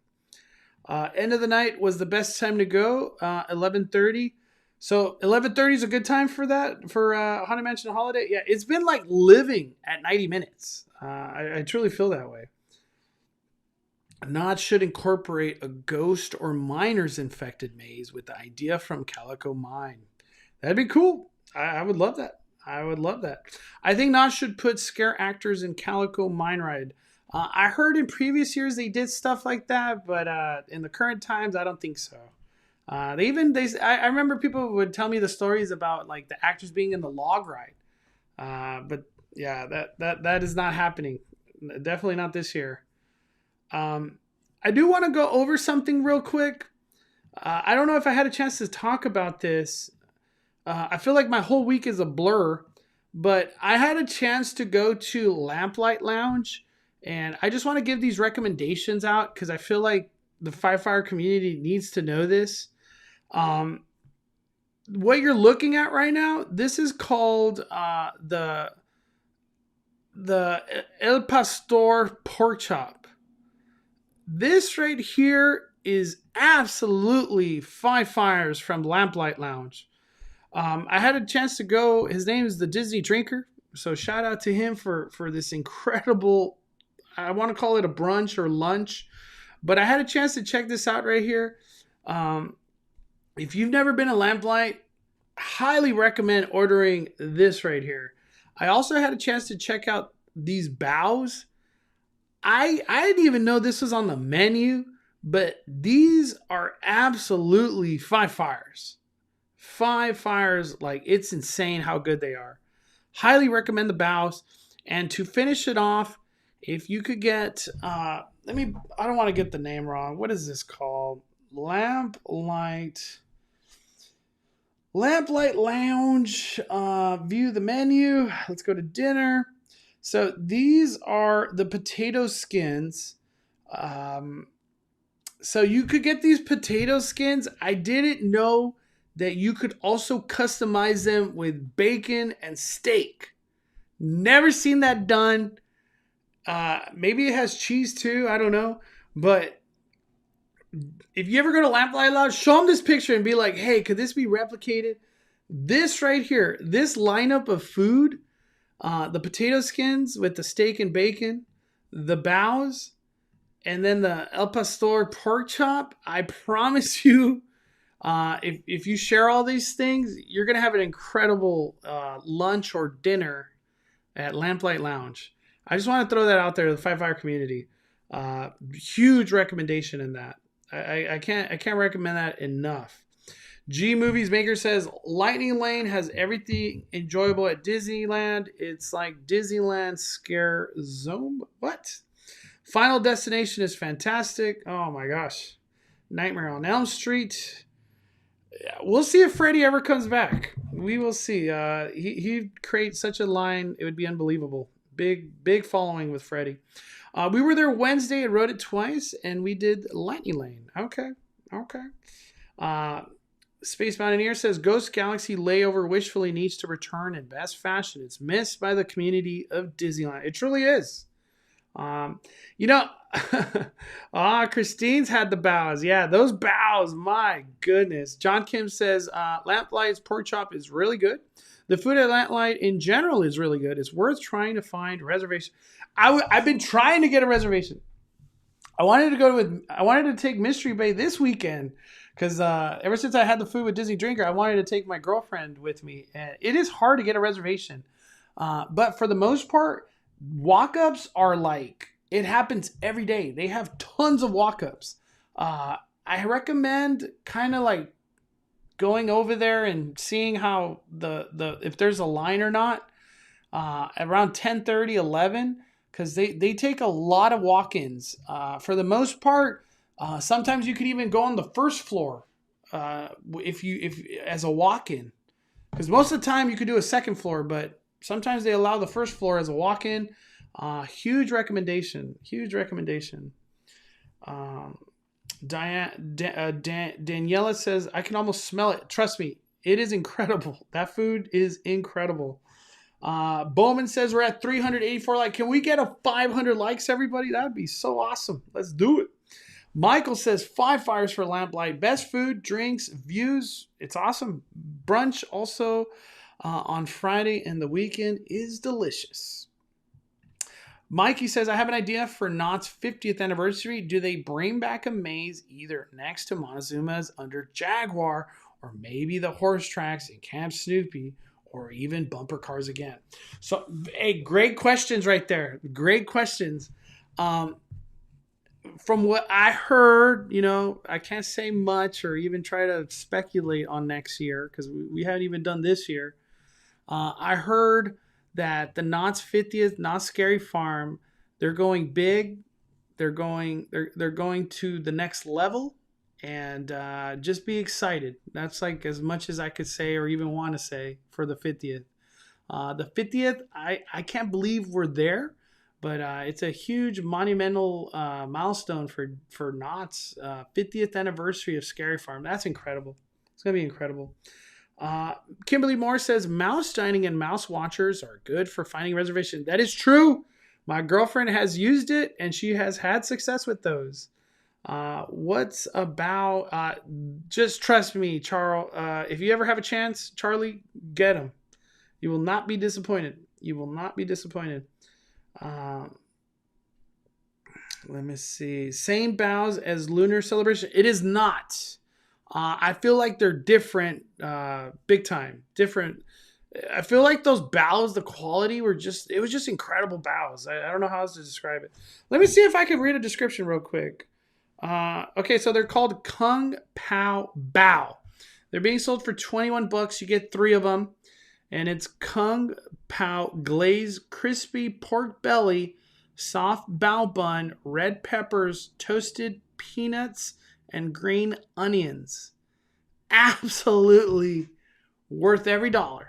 Those I've been craving those baos since I've had it. They're just incredible. They're incredible. Let me see.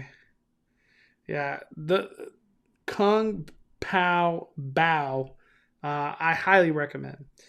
Jenny says for horror night going on a Saturday, you think it's better to do all express or just the one express?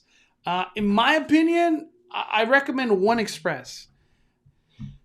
Jenny, let me tell you, the unlimited express is great in theory, but if you do the house one time, like you're gonna have a good day, and it's more than enough. Trust me, because doing all the mazes and the terror tram, you are freaking tired. Everybody I've heard that has done it, they're all like, dude, horror nights, you're just tired. I don't want to go too much into horror nights, because I wanted to talk a lot of Disney today. But I know a lot of the recommendations for like horror nights has been to start at the weekend. Like you should go early entry, go to the weekend, blah, blah, blah. For me personally, now that I've done horror nights like 3 or 4 times, I don't even know anymore. I think it's 4 times. I recommend you start off at Halloween or Scarecrow and knock those 2 mazes out, and then kind of finish the upper lot. And then if your heart desires, go to the lower lot or flip-flop it, whatever your heart desires at that point. But to me, it seems like Halloween and Scarecrow have been getting the most wait time. So if you could knock those 2 out, you're just going to have a good day. Because I could actually, on the Universal Studios app, you could see wait times right now. And Halloween, let me see. Halloween currently 45, Scarecrow 70. So Halloween is at 45, Scarecrow is at 70. So if you can knock those 2 out really early on, it's going to free up your whole day. I know the weekend currently it says 60, but if you do the upper lot, like La Llorona's 30 right now, Horror Hotel's 30, and Blumhouse is 20. So you could do, as soon as you get there at 6, whenever they open up for Halloween Scarecrow, you knock that out. And then you do the upper lot. And then your long waits technically will all be on the lower lot. But hey, that's a good game plan. I just want to throw that game plan out there. Universal is a lot of... Yeah, Danny felt the wrath of that. You don't realize how much Horror Night walking is until you finally do it. And you're like, damn, I'm so tired. Oh, man. Yeah, Bow Tie Big Cat says, yesterday HHN was an S show. The lines were 120 minutes. I was there at Horror Nights yesterday, actually. I felt the wrath. It is true. It was crazy. It was crazy. Alexander says, what does everyone think about Knott's VIP tour? Kind of want to do it, but not sure. I couldn't tell you. I don't know. I don't know. I don't know all the details of what's to come with that VIP tour. We'll see how the first week plays out. If anybody has done it, I would love to have a conversation to see, like, is it worth it? Did you have fun? Do you think the money is good? Is it too high? I have all those questions myself. Chino says, we went last night. You're not going to want to do the same maze twice. One express for the night. You can hit everything, rides and shows, knocks out Halloween and Scarecrow first. That's what we did. So Chino did things right.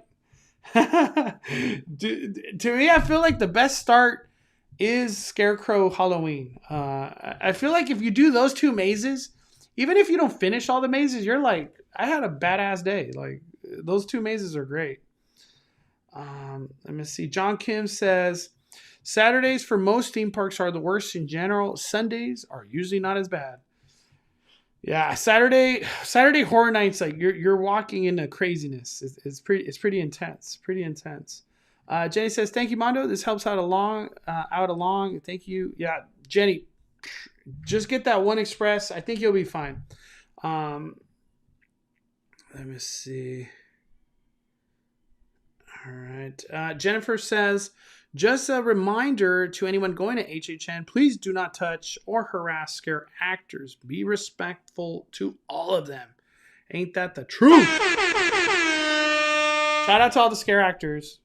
Yesterday, you guys were on fire at Sideshow Slaughterhouse, Clown Saws, Pueblo de Terror. You guys were like another level yesterday. I just want to say that again. You guys were on another level with the scares. I think that's it. That's it for me. I did have a chance to do that RIP tour. I guess I'm going to talk a little bit about it before I get out of here. The RIP tour was worth every single dollar. I had a chance to do the RIP tour, which is the VIP tour for Horror Nights. I did it on Thursday.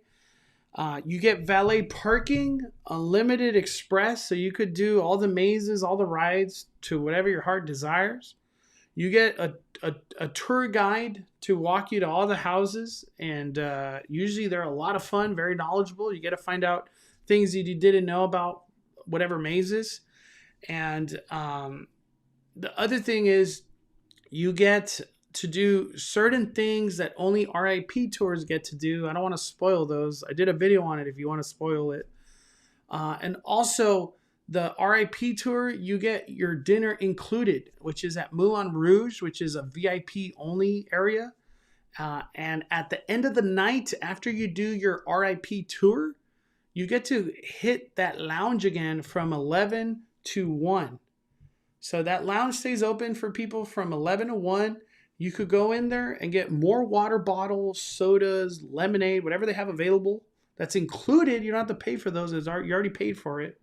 And they usually have snacks like cookies, creme brulee, stuff like that. But you get to use that lounge. That's the main thing. You want to go in there and get waters and chill. So it's just nice. That RIP tour is worth every freaking dollar. So I can't say that enough. RIP tour. I feel like once you finally do it one time, you're like, I need to do this every year. Like one, not multiple times, just one time. But I couldn't I can't recommend it enough. It's awesome. It is literally awesome. Brian Sevilla says, Mondo, line for La Llorona is at Minions. Definitely, he says, not at 30 minutes. I'm at HHN right now. All right, Brian, you're the chosen one. Let us know how long you waited since you're out there. G Movie Maker says, who knows if this would happen? Universal has Harry Potter. Imagine a Death Eater maze in Goblet of Fire. Dude, the Death Eater's coming this year is a step in the right direction. I feel like it's been a huge success. People love the Death Eaters. It's kind of like a scare zone over there at the Wizarding World of Harry Potter this year. Here in Hollywood, we have Death Eaters now. I can't wait to hang out in that scare zone. I haven't had a chance yet, but it'll be cool to interact with all of them. Let me see. Marie Dell says, different subject, San Fran, Tokyo.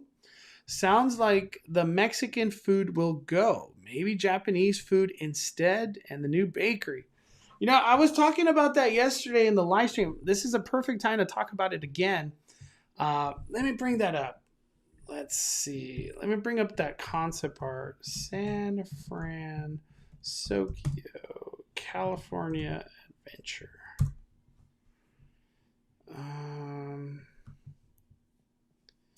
Here we go.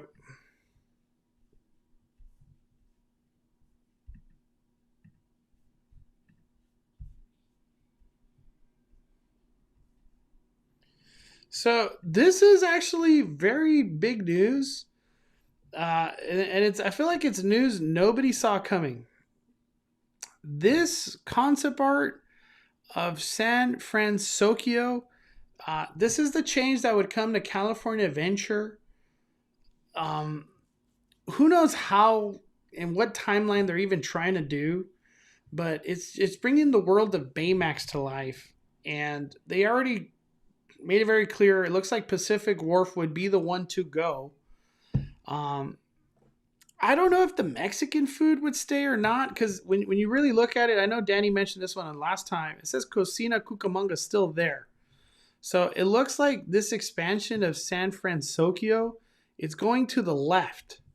So it's more in lines like, does the margarita stand disappear? Does the boudin, the bakery, disappear? I would say yes. Um, I don't know how much longer that bakery, that bread bakery, and the theming of that is going to stay there. Um, a lot of things are going to change.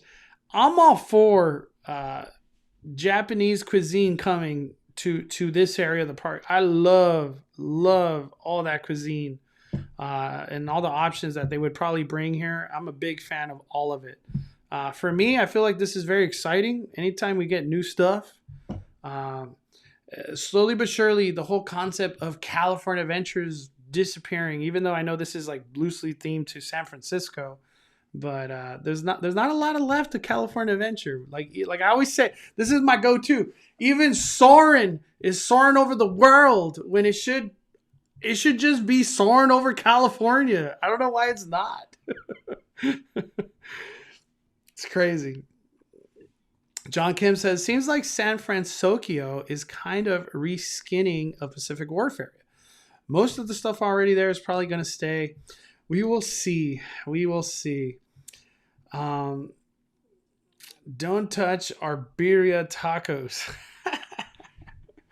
Man, those birria tacos have truly gained a big following. It's pretty crazy. Danica says, OMG, I would love a Harry Potter themed haunted house. Yeah, me too. Me too. Are you kidding me? It'd be amazing.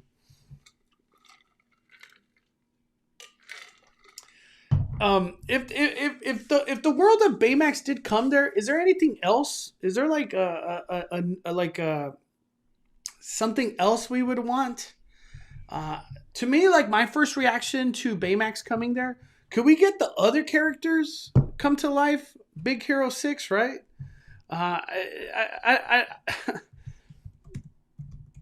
Hold on. Let me bring it up. Let me just bring it up. I feel like it's just more of a visual kind of thing. Let me see. Here we go. This, I feel like Disney, they've already given us this Baymax. Can we get these new characters? Wouldn't that be cool? I would love for these characters to come. Why don't they just come to Avenger Campus? It's Marvel, right? All this is Marvel. But I feel like I would love to be introduced to these characters. Bring them to the California Adventure universe. I think it's a great idea. The whole Baymax, it's like I feel like there's plethora of theming and characters that could come out of it. But does Disney want to go the extra mile with creativity, new characters, funding all this? Do they want to do that? That's the real question. The layout is all there, but we'll see. We will see. Let's see. The birria flatbread at Magic Key Terrace might be better than the tacos. Is that new? I don't know. I will not be going to Magic Key Terrace anytime soon. It would take a lot of convincing for me to get back out there. Alexandra, thank you for those kind words. Hope you had a wonderful Sunday. Yeah, bring all the Big Hero 6 characters. Let me see. The world, according to Jim, says we just left Disneyland for the night and it was absolutely massively busy because DCA closing down early at 6 p.m. Yeah. Anytime Oogie Boogie happens and everybody gets pushed that way at 6, it gets crazy. What's up, Clay? Got the hot chicken tenders from Flo's. That stuff smacks. Them spice butts. Really good, though. Okay. Hey, I'm glad you said that. I haven't had those yet, but I've seen them. That looks like what Hulk came out of. Yeah. Is Hulk copy? Is this Hulk or Baymax right here?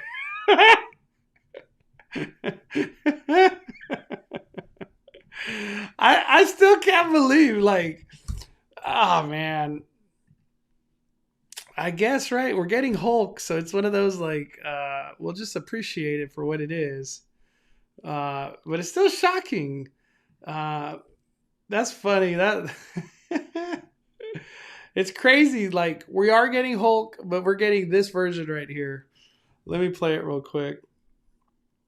But let me here. see. I think. How do you get that number? First of all, you shouldn't be able to break into it to him. This is a. But I think you should get your people on that. We could start working on that and get that in the works. I think that'd be pretty cool. You guys want to see a Hulk at some point? Yeah, we could. Right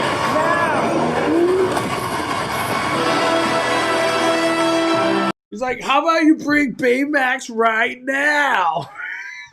Is that Baymax? Is that Baymax or Hulk? That's funny. Hulk will be coming this next week. I'll say maybe sooner than later. He is on his way. Supposedly he was supposed to come this week. Didn't happen.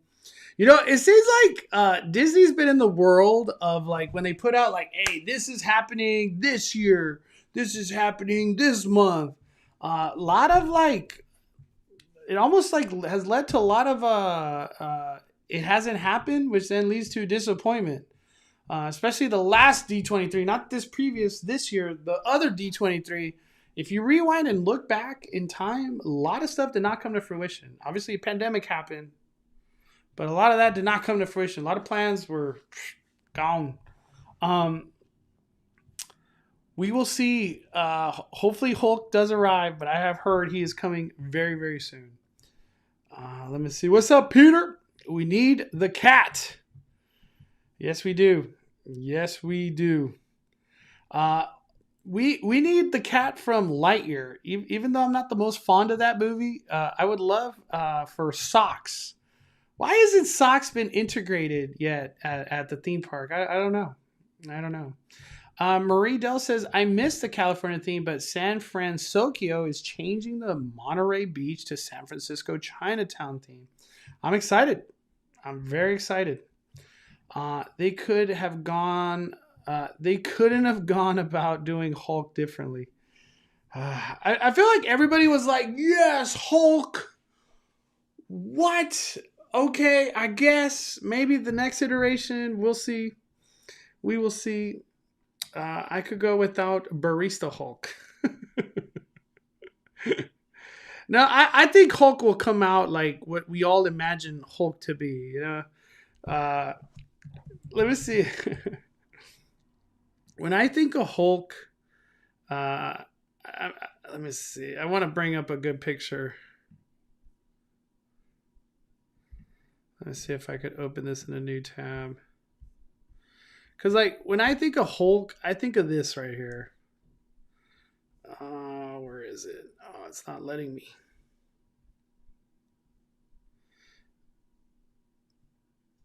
I'm sure a lot of people, when they think of Hulk, they also think of this.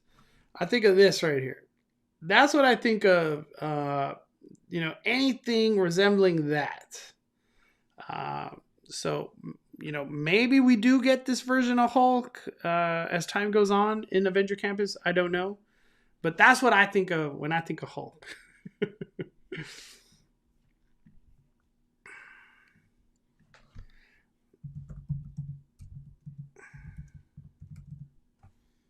Let me see. Hold on.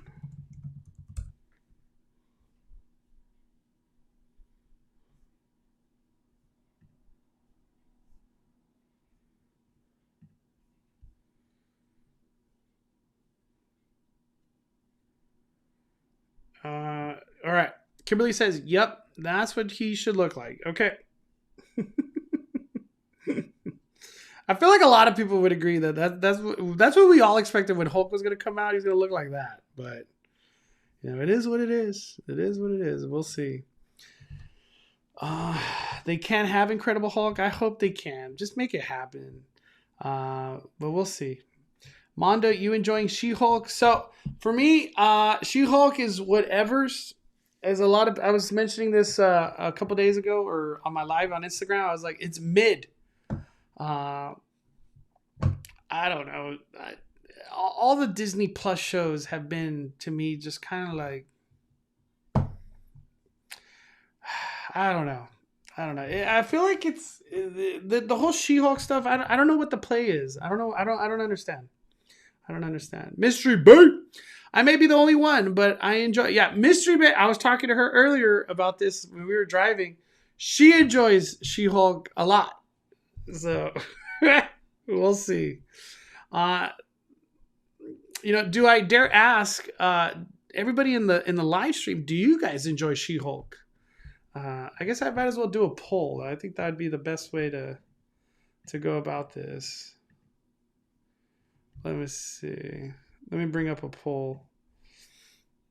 I'm still shocked She-Hulk hasn't come to the theme park. She-Hulk hasn't come to the theme park because like everything that they were doing when it comes down to all their Marvel properties and stuff like that, everything was coming to life.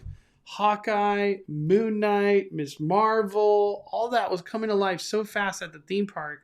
But when they hit Miss Marvel, it was like, or not Miss Marvel, She-Hulk, they were like, yep, we're not doing that one. Let me ask, do you like the Disney Plus show She-Hulk?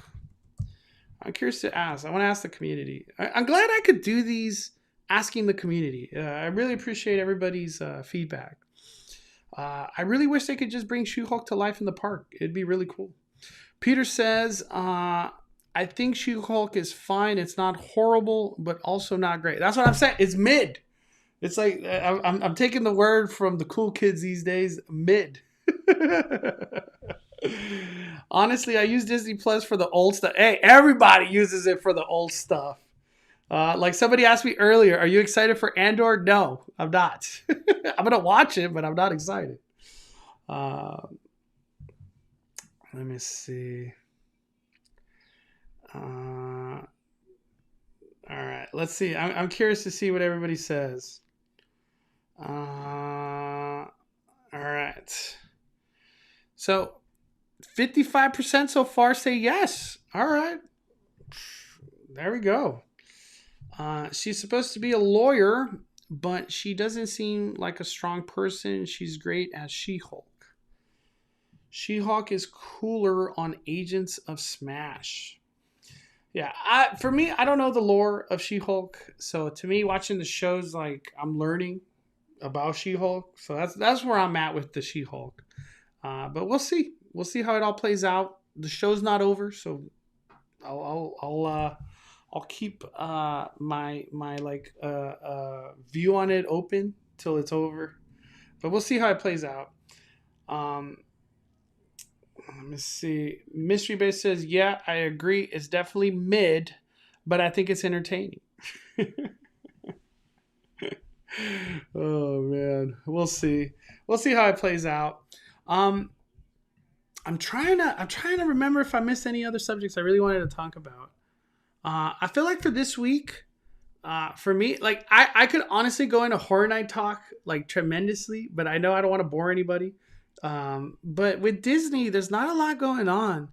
And with Knott's Berry Farm, the main things I wanted to talk about was their Halloween merch is already out there. You could buy practically everything that's going to come this year. The Grimoire and Bloodline shirts and hoodies and stuff like that are already out.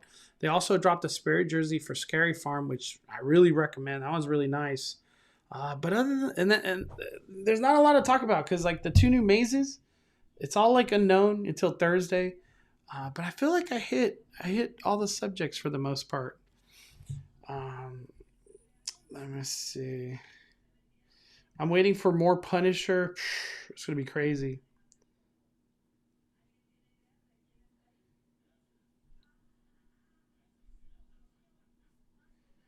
All right. Yeah, Daredevil will appear on the next episode. Well, we'll see. We're gonna see the Disney era Daredevil. We'll see how that goes.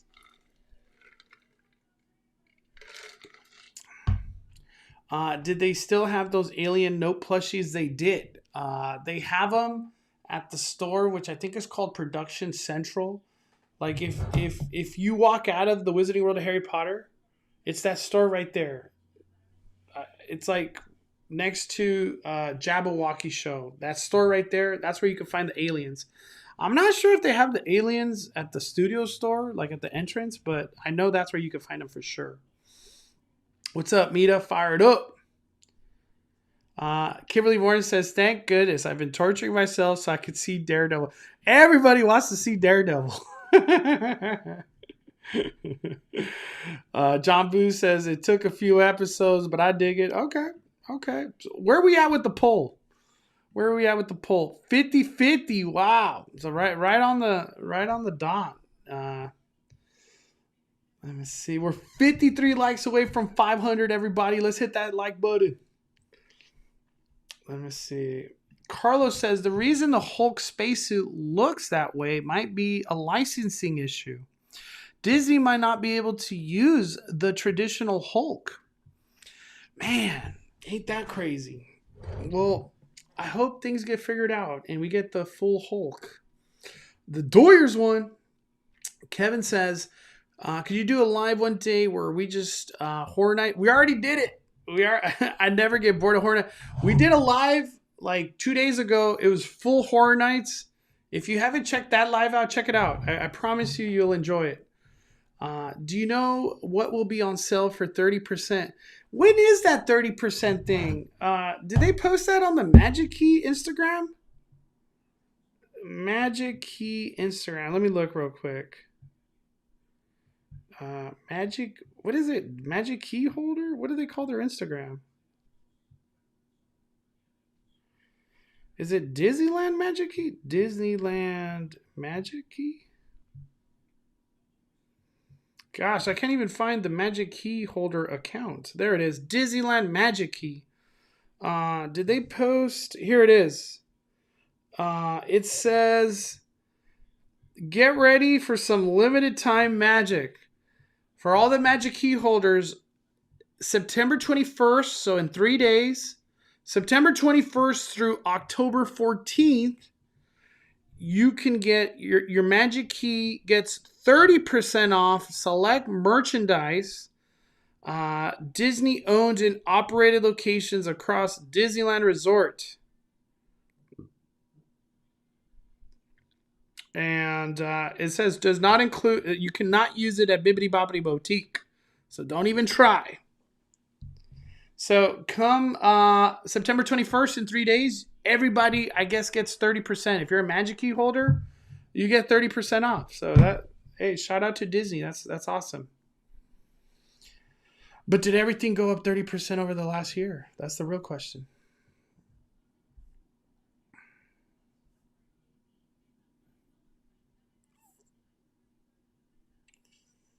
Yeah, only Magic Key holders get that discount. Let me make that clear. All right. I did see the Disney Vans collection. It looked like it was only Walt Disney World. My sister was like, can you please buy me those shoes? I was like, when I have a chance, if they're still there, they're still there. Yeah, a lot of people like those Disney World shoes. That's crazy. Do you like Disney Plus show She-Hulk? And it's literally at 50%. I can't believe it.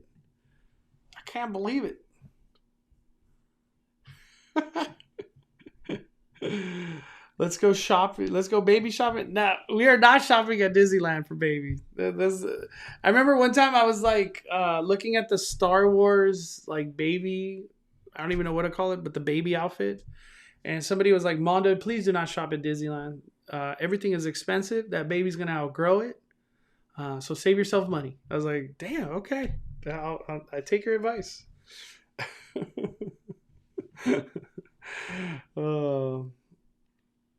Was there any Not Scary Farm hoodies?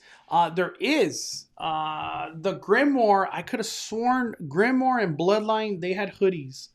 I don't even know if I posted that on Instagram. Next time I'm at Knott's, I'll post all that merch.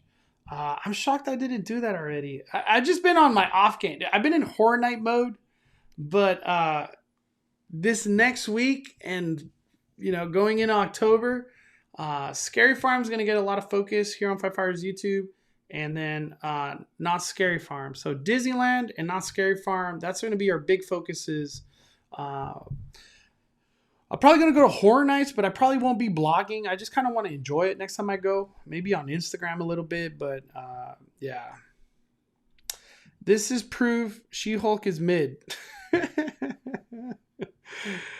I'm shocked it's in between. I guess that's good, right?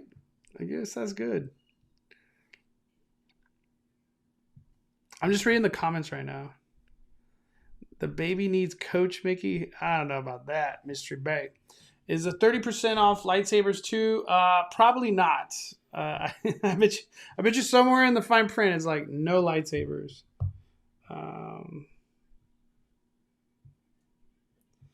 I don't know. We'll see how that discount plays off because I know a lot of people were making jokes about it, like, oh, it's gonna be discount on all the stuff they're trying to get rid of. You know, and I was like, maybe. I don't know. I do not know. I love the Citadel as well, but I haven't seen ears or lounge flies lately. You know, I've been wanting to go to the Citadel outlet. I drove by it today. I feel like they have cool stuff because a lot of the summer and anything right before Halloween, I bet you got thrown a Citadel. We'll see. Kathy says Small World will be closing on October 24th for holiday overlay and will open November 11th. Very excited. Very, very excited.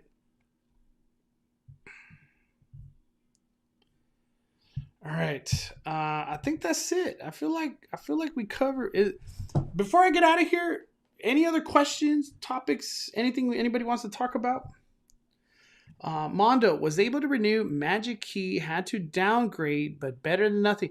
Yeah, I've talked to a lot of people. I feel like a lot of people have not renewed. It's kind of crazy to even say something like that. And I always tell them, like, but the 100th celebration's coming. Like, don't you want to come during the 100th? And a lot of people are just like, I'm all right. For the money, reservations, and, you know, everything that's transpired, I'm okay. And I'm always like, damn. Because in my mind, like, I see the future where Disney's trying to take things with the new fireworks, Magic Happens, World of Color, whatever else they're going to do with their centennial celebration, you know, this 100th anniversary of the company. But some people are just like, hey, I'll buy the cheap ticket, the $87 ticket, whenever it comes by, right? But I was telling, if you're like not thinking about renewing, just get the lowest pass. So at least you're still a Magic Key holder. And then maybe come the time of renewal in the future again, maybe you upgrade at that point in time. But at least you have a Magic Key. Just in case somehow Disney goes the route of like not selling Magic Keys. Man. Because there's still no timetable if they ever sell Magic Keys or not. Thoughts on the new multiverse attraction? I love the idea. I hope it gets a lot of funding, and King Thanos sounds awesome, but I don't know. Have you ever heard that the new iPhones have a function that works like a gimbal? I did hear that. I'm excited to see. I actually ordered the new iPhone myself. I haven't got it yet, but once I do, I can't wait to try that out. I'm guessing it's the same technology that GoPros have been having because you could have a GoPro walking, shaking. It's literally like a gimbal. Those GoPro, like GoPro 10 or 11, I don't even know what GoPro's on anymore. But GoPros, they've had that gimbal stabilization for a while. So I'm guessing iPhones finally got it. Are you going to any Oktoberfest festivals? Bowman, we should go to October festivals. I would love to. I've only been to one October festival, and it was, I think, with Bowman. And I remember I remember when we went to Oktoberfest, I didn't know what to expect other than obviously drink beer and get a pretzel. But I just remember they would do the chicken dance. Like, bum, bum, bum, bum, bum, bum, bum, bum, bum. They just do the chicken dance. It's the same song over and over. And it's like the greatest time in the world. And it's at Alpine Village. Has anybody ever been to Alpine Village for Oktoberfest? Are they doing that this year? I always kind of want to just, you convinced me, Bowman. We need to go back to Oktoberfest Alpine Village. Does anybody know what Alpine Village is? Oh, man. I kind of wish Disney would do an Oktoberfest, right? You know who's actually doing an Oktoberfest is Duff Beer at Simpsons Land. I saw the sign, And I don't think there's any marketing or anything, or I haven't seen none from Universal. But I was like, damn, Oktoberfest? I'm curious to see how that goes. I don't know if Universal, that Duff Beer area where Luigi's Pizza is, if they always do Oktoberfest, but I was like, I'm curious. I don't know. Yeah, it's the chicken dance. They do the chicken dance, and it's the same dance over and over, and people yell and sing. It's crazy. It's so much fun. Regari says, doesn't look like it, Mondo. I pass by there every day. Haven't seen any movement. Damn. That sucks. I remember that. FL Vlog says, iPhone has 4 cameras now, so we will see how it works. Yeah, I don't have it yet. As soon as I get it, I could imagine it's going to be cool. Let me see. I'll let you know if they see anything. Thank you. Yeah, I don't even know if Alpine Village does stuff anymore. I haven't been there in so long. I feel like last time I was there was like pre-pandemic times. Whatever happened to Shacktoberfest? Let's look that up. I'm curious to see Shacktoberfest. Do they have a website? Yes, they do. Wow. Okay, so Shacktoberfest. Let's click. Okay. Damn. So, okay, Shacktoberfest. I'm on their website right now. They have a VIP slam dunk. Can attend anytime during operating hours. Expedited access at entry and trails. Preferred seating at Boat Dock Bar. Tiki Terrace Bar. Rides, bounce, VIP deck access, plus 1 signature cocktail or beverage. What does that even mean? Wow. Okay. You could also get a fast break, one-time expedited access at entry and trick-or-treat trails before witching hour and or twisted trails after witching hour. Preferred seating at Boat Dock Bar and Tiki Terrace. If you're just trying to get a general admission to Shacktoberfest, it's right here. It's this one. $35. So pretty affordable. And everything starts September 29th. So we're 11 days away from Shacktoberfest. Mondo, there is a closer place in Huntington Beach, right off Beach Boulevard, called Old World Village. So I've never been to Old World Village, but I went to that Costco that's like right there, and Oktoberfest was happening. And I always told myself, like, man, I need to go there one day. It sounds like they're having fun. They do a great Oktoberfest. Bowman, if you're still watching, ziggy zaggy, dude, I know. Oi, oi, oi. We should go, Bowman, we should go to the Huntington Beach one. That would be fun. Oh my gosh. Let me see. Good recommendation, Big Avocado. That's a good one. Yeah. Kevin too, he said the same thing. They have an Oktoberfest at Huntington Beach. Let me see. Carlos says, I just tried the iPhone 14 Pro and it works. Gonna try it this weekend. Nice. Six Flags has Oktoberfest. Will run on Friday, Saturday, and Sundays, September 10th through October 31st. Wow, I didn't even know that. The crazy part is, I think Fright Fest kicked off. I don't know anything about Fright Fest. I need to watch a YouTube video on it. I don't have any plans to go to it, but I've always wanted to. Scott will go with you for the German food alone. I'll let you know if we ever plan it. Bowman, if you're awake, I want to call you after this live stream, my friend. We got to book that, dog. Oktoberfest sounds cool, dude. It makes me feel young again. I don't know. I know that sounds stupid, but like Oktoberfest would be, it just sounds like a lot of fun.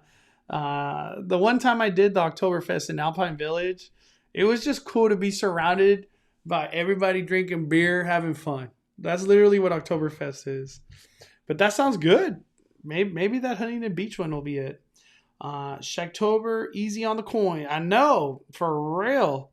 $35 for general admission. What is there? Look at this. Let's just go to this because I will be doing this, and this is like interesting. So Shacktoberfest is going to have the Diesel Pumpkin Patch. It's also going to have Midway Madness. What is Midway Madness? It's a festive street carnival complete with clown-infested funhouse. Filled with rides, games, variety of food, the carnival offers trick-or-treating during the day and adult experience after 8 p.m. There's also going to be a Lost City boardwalk located underneath the gangways along the Queen Mary. Guests can explore the area where time and its inhabitants have been stuck in the 1920s. During the day, guests can trick-or-treat amongst the larger-than-life characters or grab a frozen treat at the waterfront ice cream shack. But be warned, when the sun sets on Lost City Boardwalk, ghastly characters emerge from the seedy underbelly of the boardwalk. There's also going to be a shipwreck graveyard. Damn, Shacktoberfest is going hard. Rusted vessels and withering cargo shrouded in the fog, whispering echoes lie between the boardwalk and nearby fishing village, surrounded by dangerous, seafaring undead surfacing from their watery graves. This area is family-friendly, trick-or-treat spot during the day, and eerie gauntlet after 8 p.m. So a lot of scary stuff at 8 p.m. They're also going to have a Dead Man's Wharf. What is this? A Village of the Wharf. Shacktober. It's the area boasts a craft beer pub for all guests and VIP speakeasy for 21 and up. Okay. And then it's also going to have Pirates Cove. On the hunt for buried treasure, pirates have invaded the local shore and caves searching for riches. Greeted by Blackbeard Bart, guests can make their way through dark alleys and caves of a waterfront village overtaken by pirates. Located within the area is the secret pirate lair, Captain Shack's Hideaway, where guests can grab a shot of rum punch, toast to pirate's life, and fire a cannon. Hey, Shaq's going hard. This is going to be very interesting. So I will be there. I don't know if it'll be opening day, but yeah. Dang you, Mondo. I have the chicken dance in my head. Yeah.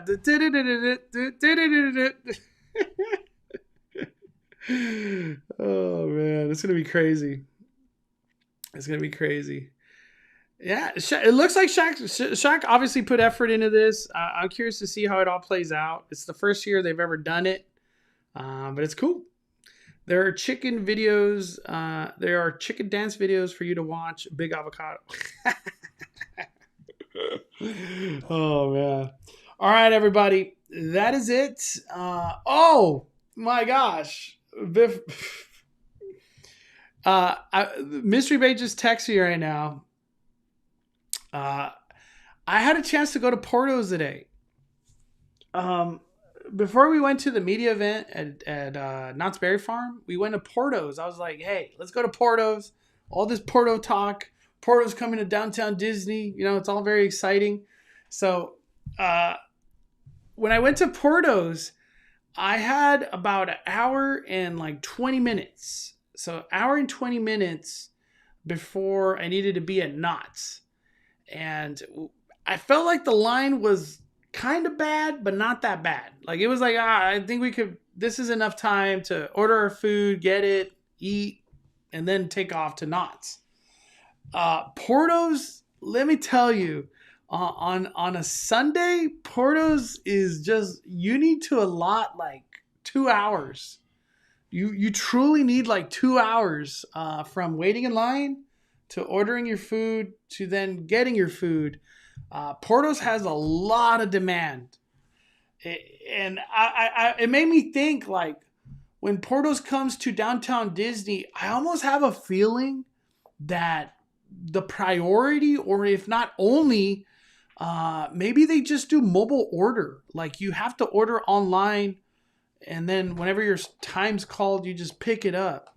I find it hard to believe that like you're gonna go through a 2-hour experience of waiting for your food at downtown Disney. To like, is that something that's gonna happen at downtown Disney? I don't know. So I was like, hopefully when Portos comes, there's a lot of emphasis to like mobile order, you know, either through like a QR code or if it's on the Disneyland app, I don't know. But I hope that gets thought out thoroughly and mobile order is like a streamlined process. Because let me tell you, waiting in line, standby, you got on a Sunday, you know, I can only talk for Sunday because I haven't been to Portos in a while. You need like 2 hours. And just imagine downtown Disney Portos, how much more busier that'll be. It's going to be crazy. It's going to be crazy. My food, I went for breakfast, 5 fires. Portos is just incredible. But we'll see how things play out with the way you get food or order your food. I'm curious to see. It's going to be kind of crazy. It's going to be kind of crazy. Long wait times. Do you think that they are bringing the Mandalorian for the Bounty Hunter game in Galaxy's Edge that is in Florida? You know, that's a good question, Shrine. They already said that Mandalorian's coming in November. Maybe that's when Magic Band Plus kicks off here at Disneyland Resort. So maybe they hold off until Magic Bands. I didn't even think of it that way, but yeah. Maybe they don't do the Bounty Hunter game until Mandalorian debuts, which then at that point in time, that's probably when Magic Band Plus technology arrives at the theme park. I could totally see that kind of correlate with each other. That's a very good point. I didn't even think of it that way, but yeah. Wing Nike says Portos at Downey is so much quicker than Buena Park. That Buena Park location is just busy. Super demand. They got super demand out there. Portos downtown Disney is going to be harder to get in than Club 33. Yeah, it's going to be crazy. It's so worth it. My besitos are waiting for me in the morning with coffee. Yeah, Mystery Bay has been saying besitos all day today.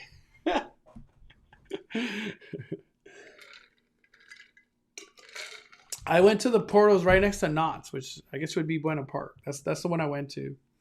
I got their like breakfast wrap, I think is what it's called. And then we also like shared a Cubano, which was incredible. Their Cubano and then their apple strudel, 5 fires. Yeah, parking is rough at that location. We felt the wrath of that today too. All right, everybody, that is it for Speculation Sunday. There's going to be a lot of emphasis on Knott's Scary Farm next week. I will be going to Disneyland, hopefully a lot this week. I can't wait to check out the Coco Show, the music celebration. I want to go to Coco Corner. I want to go check out all the foods, too, that they got to offer over there. Maybe get one of the entrees. But I'm excited. We're going to be focusing on Disney a lot this week and moving forward. And Scary Farm. So that's where the attention is going to go, just to kind of like foreshadow what's to come here at the channel. I have posted my RIP tour. If you guys want to check that out, is that worth it or not? Check that video out. And I posted everything Horror Nights pretty much. If you guys want to see any of that, it's already posted here on the channel. But thank you everybody for hanging out with me. Also too soon, I'll be at Oogie Boogie, so I'll have more of a thorough opinion, experience of how all that went for me personally. Even though we've already got our experience from Mystery Bay, I can't wait till I do it. And hopefully we get some surprise because I'm not going till October for Oogie Boogie. So, you know, there's time for things to happen. But thank you for hanging out with me. Today's been a lot of fun. I love Speculation Sundays like this where we can talk whatever we want. And we did. I just have fun with these type of conversations. It's Speculation Sunday. This is the whole point. Talk crazy talk. But thank you, everybody. Hope you guys have a 5 fires of a Sunday night. I'll see you guys very soon. And like I said earlier, I just want to reemphasize, we're going to focus on Disneyland and Scary Farm opening day. So we got a lot to cover this coming week. Have a good night, everybody. And also stay tuned. Tuesday, I will drop a Not Scary Farm video. If you're a Scary Farm fan, do not miss this video. I promise you, you're going to be like, I want to do that experience. The one that I'm going to showcase that day. But thank you, everybody, for watching. Fine Fires YouTube. Do not forget to smash that like button on the way out. And thank you for supporting the fire. We are firing it down, firing it down. The Cali Bay is calling it a day. I'm the main host, Mondo. Love y'all.